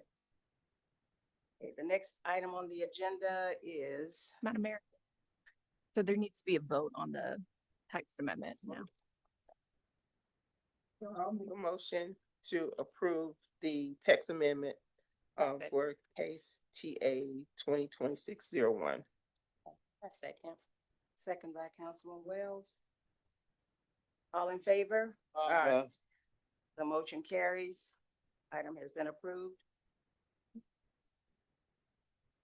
Next item is council consideration and approval on an agreement between City of Forest Park and Clayton County Public Schools for a summer food service program. I'll make a motion, we approve this item. Second. All in favor? Aye. The motion carries. This time we will have closing comments by the governing body. Start with Councilmember James. Okay. So my first comment is regarding the public comments that was made last week, Mr. Zach, and I guess it's a question for our city clerk. Just to make sure that we are actually responding to the residents. Mr. Parker may mention that, I'm trying to find it in here, that we are not being responsive with our open records requests. And so I wanted to ask, thank you for your report, Ms. Holiday, Clerk Holiday. Can you elaborate on open records requests that are, when they come in, how they're received and how they're responded to? You want me to respond now?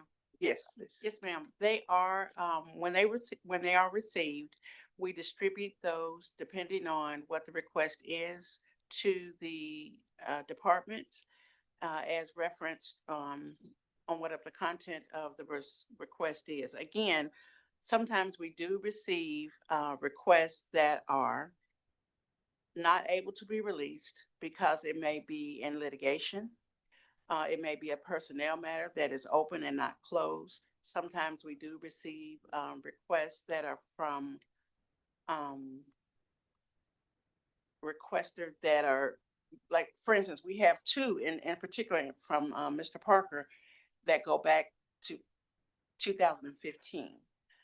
And they want the records. So it's going to be a lengthy request. It's going to require a lot of research. And so when they come back with the dollar amount based on the time that it's going to take to retrieve those records, and the person who we have to charge the dollar amount to, they don't want it at that point. But we are responsive. What I did initially when I came on board, when I heard Mr. Parker and also Miss Pilgrim, when she spoke regarding open records requests, I reached out to everyone who had a current outstanding open records request. Let them know that I was the new clerk who had come on board, and let them know that I was going to reach out to staff and also do research and try to respond to their requests. So I did make contact immediately with each and every person that had a current outstanding request at that time. Thank you. Thank you. And I want to also say we had a comment last meeting from Ms. Felder about the blasting and the damage to her property. I just wanted to state for the record that I did make contact with Ms. Feltner, and I did reach out to the company that purchased their property. And they did send me documentation on what they researched and their sonogram, I think it's called, sonogram, whatever it is that they use to see how far the blast goes. And so there are some concerns that what is happening at the park at Gillum, as far as the blasting is concerned, doesn't affect her property. So that is something that I guess she would have to take to the next level. But as far as the company that is working on their own private property, they did supply us, and I forwarded it to the council members, that it should not have affected her property. Also want to respond to Ms. Aguilera, and I hope that we're able to get someone from staff to reach out to her as far as the dog that she's concerned about. So make sure we communicate whether the dog has been captured or whatever the case may be, that we do some kind of communication with her. Also, Miss Kabarli, I can't say your name. But thank you for your comments regarding the newsletter. I know that there are some things that we put in place that our IT department has done, and that is having a screen at the Recreation and Leisure Department, and I believe it's also at the Senior Center that constantly feed information. But we can look into some of the things that we did in the past as far as paper copies of things. I think at one point when the Recreation and Leisure Department put out their books, we had something in their books to kind of keep their costs. So maybe that's something we can think about putting in our budget to try to redo. I don't know. We'll see. We can talk about it. And then thank you for bringing to the attention of the fires in your area, and hopefully we got that on record now so that we can go back and get to that. And one of the reasons why I'm trying to consciously reply to comments that were made is because I've been getting personal feedback about not to really respond to people when they come, and it takes a lot of courage for people to come up to the microphone to say what they want, and I don't want it to appear as if we're not responsive to you. And let's see what else was there. Oh, Mr. Evans, about the infrastructure. We will look and see. We do have a budget to do some repairs. I do know that it does take time with our city with all of the stuff that we have, but I hear you. I want to also state that we are trying to do a one-click training so that people know how to use the one-click and put in those infrastructure concerns that they have so that we can kind of put it to the front of the line, so to speak. And with that said, I'm on spring break. No, I want to say I hope everyone had a very happy Resurrection Day. And if I could carry a note, I would say, God has smiled on me. And I want you all to think on that. And because I'm not saying it as God has smiled on me, I'm saying it as God has smiled on me, the city of Forest Park. And you all just know that you are in a blessed place. Thank you, Chief Clemens, for the acknowledgement of our directors and what they bring to our city and what they bring to our community. We are so grateful to what I call our subject matter experts in the room. So I really appreciate you all. Councilman Gunn? I want to say thank you guys, everybody that came out, and you have taken an initiative to be out at what time is it, y'all? This time of night, 8:24. You guys have hung in here. So thank you for your dedication and coming in and being active residents here. To those persons who are online, thank you for tuning in and just supporting even from your living room or respected places. I'm so excited about what the city is releasing as to a community event. And we are calling it the Reentry Community Summit. We're just asking people to come in and obtain valuable resources, employment opportunities, educational support, and community-based services that will assist them in rebuilding their lives and becoming productive individuals.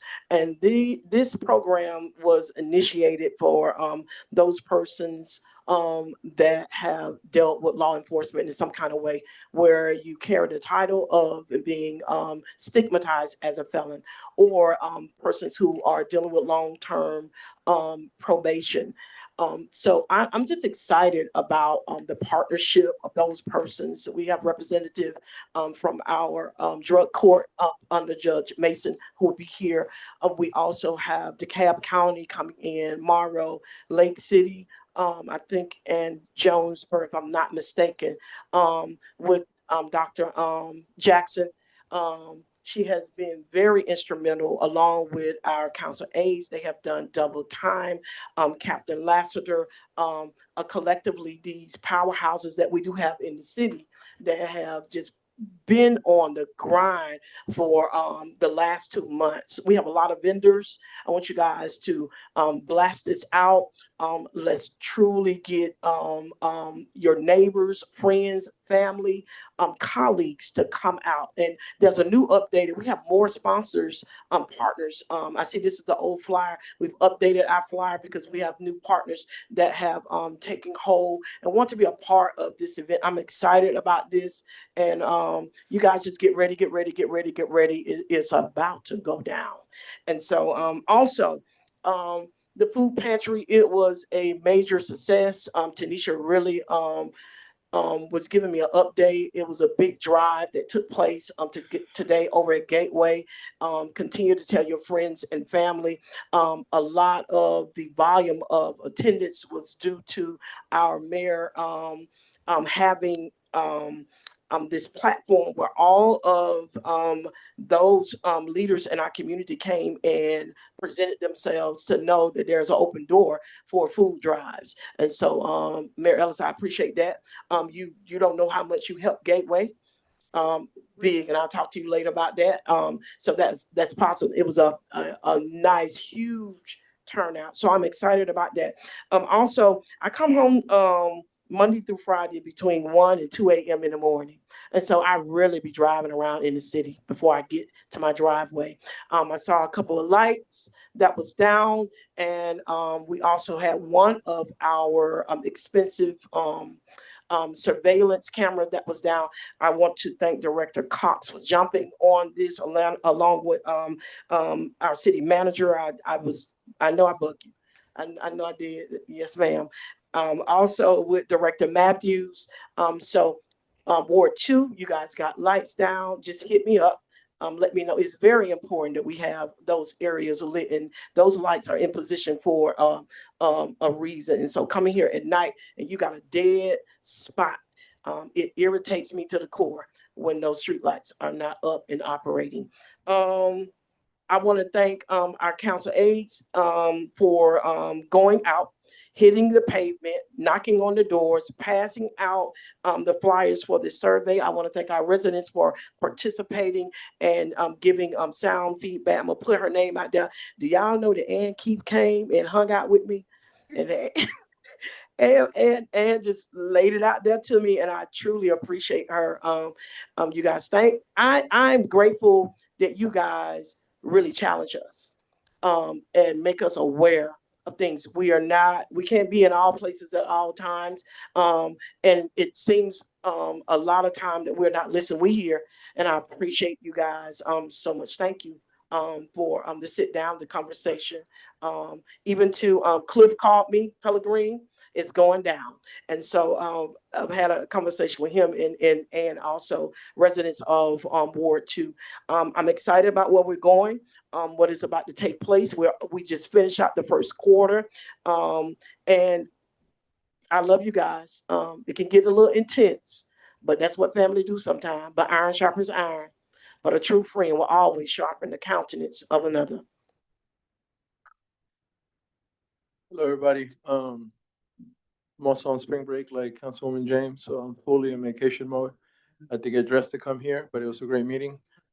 Just some updates for me. Very productive meeting I feel today. The Pilates class still is continuing, so if you want to go out there and tear up your core or make it stronger, you can come to our Pilates class. Mainly women though, so Carl, you're gonna be alone out there, man. Then we met with the team, the PIO team, and we are just promoting our Adopt the Road program.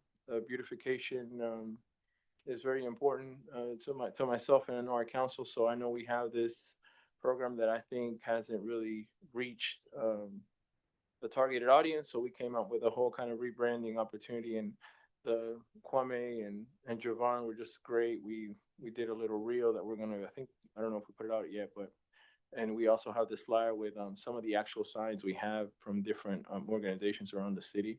So yeah, and then just to the Finch family, my condolences. It was really, I don't know, just to look back there and just see the Rima flowers is very emotional, even though I guess Mr. Willie was quiet during the meetings. It's just his presence there was very peaceful, and I don't know. I have a lot of respect for my elders always, and he's part of Forest Park history. I don't know if y'all heard the numbers, but he really was a fertile man who left a lot of his legacy in Forest Park with many generations. So I'm thankful for that, and I'm also thankful of his constant advocacy for our Atlanta teams who constantly give us heartbreaks. So I'm guilty of that also, of arguing, getting very ignorant and arguing about our Atlanta teams like they're the best, but we all know that. But I appreciate everybody coming out. Thank you, Councilwoman James, for addressing all the public comments.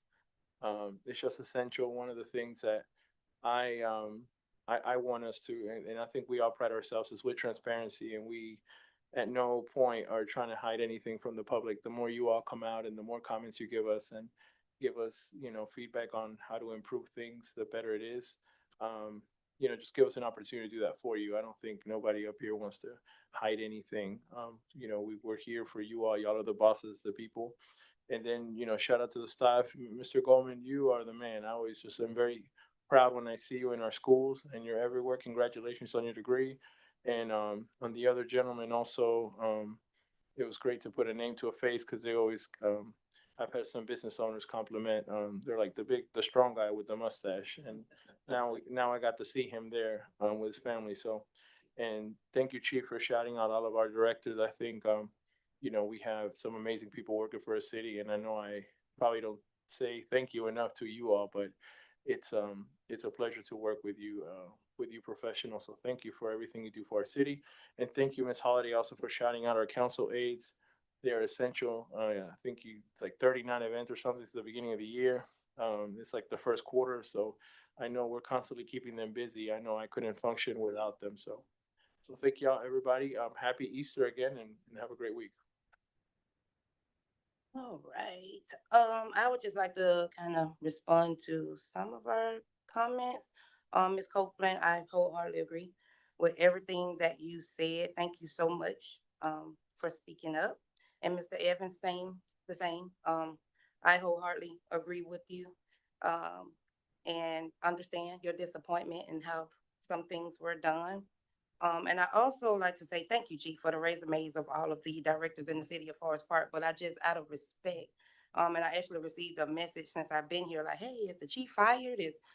What's going on with the chief? I didn't hear him mention. And so I just kind of think it was disrespectful and distasteful to not mention him, being that he's on administrative leave and not terminated, as far as I know. Just wanted to put that out there. So to the person that inquired, maybe you can speak with the attorney, maybe you can speak with the city manager, and she can inform you why she didn't mention him. But thank you for reaching out. Also, the community closet every third Friday. And again, thank you to our council aides that make all of the things that we do as council members make it possible. Because again, I couldn't do it without them. But the community closet is open every third Friday of the month down at the council house by the football field. We are taking donations, but we don't need them at the moment. We can go for 5 more years and not take one donation. So the people have been very generous, and I appreciate the community for coming together for the community. As far as wellness with Wells, so we did our last class on last Tuesday, and my legs are saying thank you, Councilwoman Wells. And thank you so much, Mayor, for showing up in our community. Thank you for being there. The people are so excited when the mayor comes because we never had this before. And she's there. She's actually working out. She got her gym shoes on, all matching and stuff. And we appreciate you. And thank you to Mr. Nick White, who also made the donation. I always like to, at the end of class, reward them for their hard work and efforts. And so I asked for $150 so I could do 100 for the first place winner that lost the most weight, and then $50 for the second, but they gave us more. And so we were able to do a third place winner. So that's them with their money, their gas money that they won. And I'm just very appreciative for Mr. Elmalone and Tanisha and Andre for even making this possible, and everybody that had something to do with it. Thank you. And if you have not written by the mural, It is now completed on Pine Ridge at the four-way stop sign is now completed, and it tells the story of the city of Forest Park. It tells you about our community, the diverse community, and the things that we have going on in the city of Forest Park. And so if you have not rode by to see that beautiful art, please make sure you do so. But I just wanted to read something from the artist that she sent in the email. I am happy to report that the murals on Pine Ridge are completed and the top coats have been applied. This project has been such a joy to work on, and I'll miss seeing and hearing from the community as they drive by. Everyone has been so excited and supportive.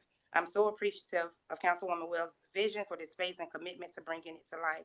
Please pass along my gratitude as the project is one I am immensely proud of. Is one that I'm immensely proud of, and the opportunity is owed to her. Thank you. Yasmin, Tanisha, and Talisa, personal thanks to each of you for being so helpful to me along the way and making it such a breeze to get the work done. And I just want to say, Mr. Newberger, that is the artist there.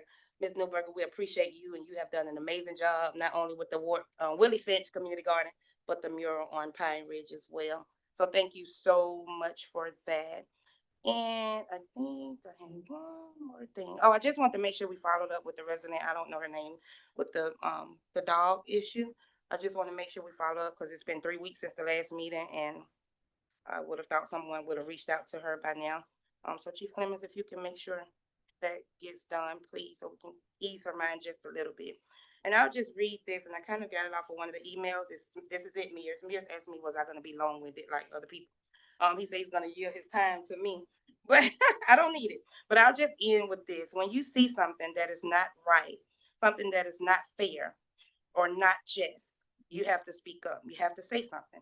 And if you don't, then you too are a part of the problem. Thank you all for being here. Have a blessed night. Well, I got 3 little bullets, but I had 2, but I figured out one. Wells is giving away money to who loses the most weight. Well, Hector and her got a game going. Hector went and had an operation. And he's lost a bunch of weight, and I think he's trying to sneak the prize money out. But anyway, we'll work that out. But I want to make a comment about Willie. I love Willie. He was a good man, good friend. I want to thank his family. They put him away nice. I went to his wake. Everything looked good. We looked better than I ever seen him before. But I just want everybody to pray for their family. And the other thing I got is we've just started this Ward 5 completion police wake. We had one a couple of weeks ago. And I like this kind of thing because we have all the people that's involved in any kind of problem that you would have in the city, in your neighborhood, there at your disposal at one time. There's no hearsay, we say nothing. You can hear it right from the horse's mouth. There's no guessing, no nothing. Now, there may have been a slight breakdown as far as getting the flyers out to everybody. We'll do better with that next time. But any kind of complaints or problems or whatever you have in your home or area, you need to come to this meetings and get professional information on how to handle it. That's what it's for. It's another prize that the city is giving everybody. So I hope everybody had Easter. I think I hold a record. I eat 2 dozen boiled eggs. So, no. All right, thank you, Madam Mayor. So, just want to provide a couple comments. Councilwoman Wells, you are correct. We did miss Chief Chris today in the highlighting the department directors. This was a last minute request today that I received all this information from the directors today. And I hadn't been in touch with Chief Chris, but this is not to negate Chief Chris accomplishments and things of that nature. So I do apologize if it appeared that way. But again, it was a last minute request today with all the directors via email.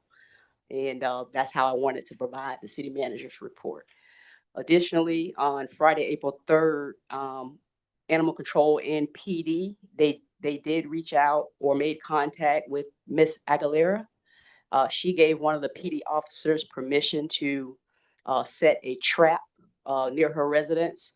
PD also had face-to-face contact with her, offered her their contact number so that she was able to contact PD if she had trouble or saw dogs or anything of that nature. I believe the dogs were seen that day. She did not contact PD. I believe she contacted a member of council instead.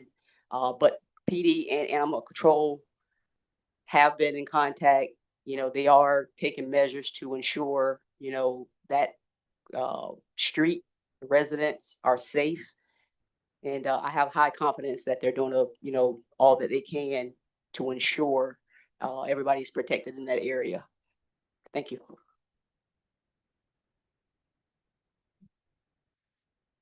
It's save the best for last. I just have a couple of items. I wanted to congratulate Director Maxwell for such a successful weekend. Everything was just perfect.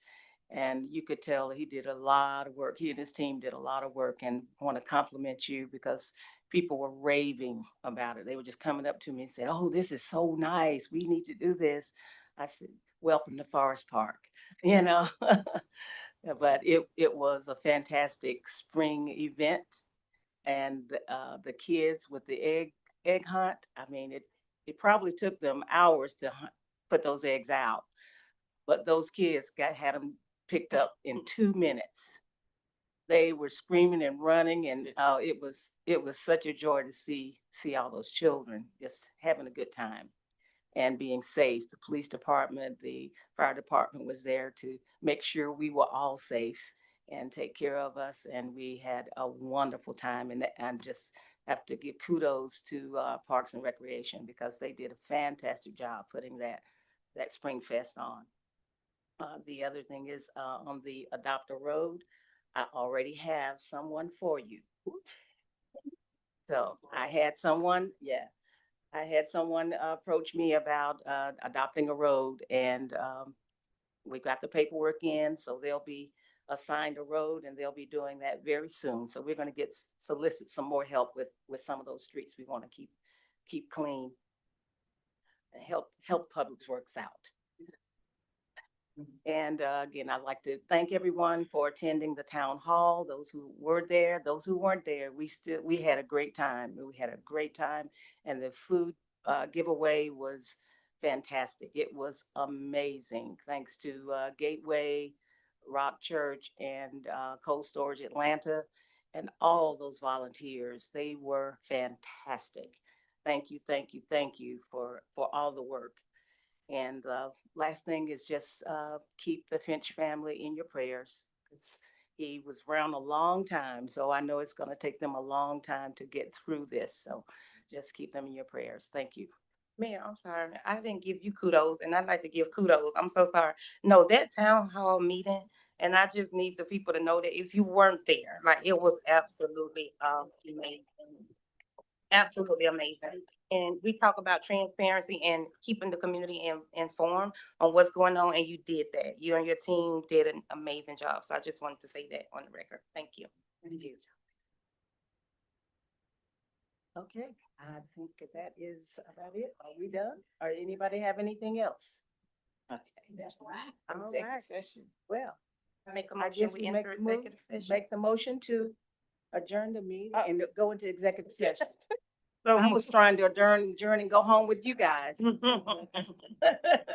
No, we're gonna recess the regular session and go into executive session. Do we have a motion? I make a motion that we go into executive session for personnel, real estate, and Litigation and cybersecurity. cybersecurity. Yes, sir. Oh, that's All right. All in favor? Thank you.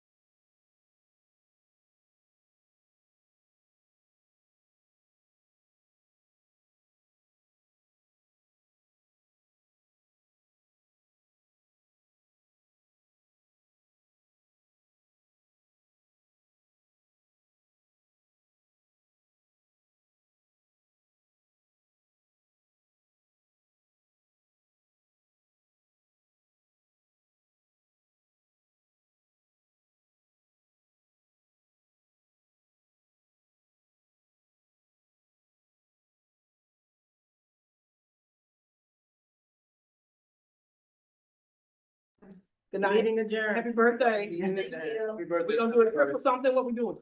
I'm going to New York this weekend. Oh, Are you going to see the show? Yeah.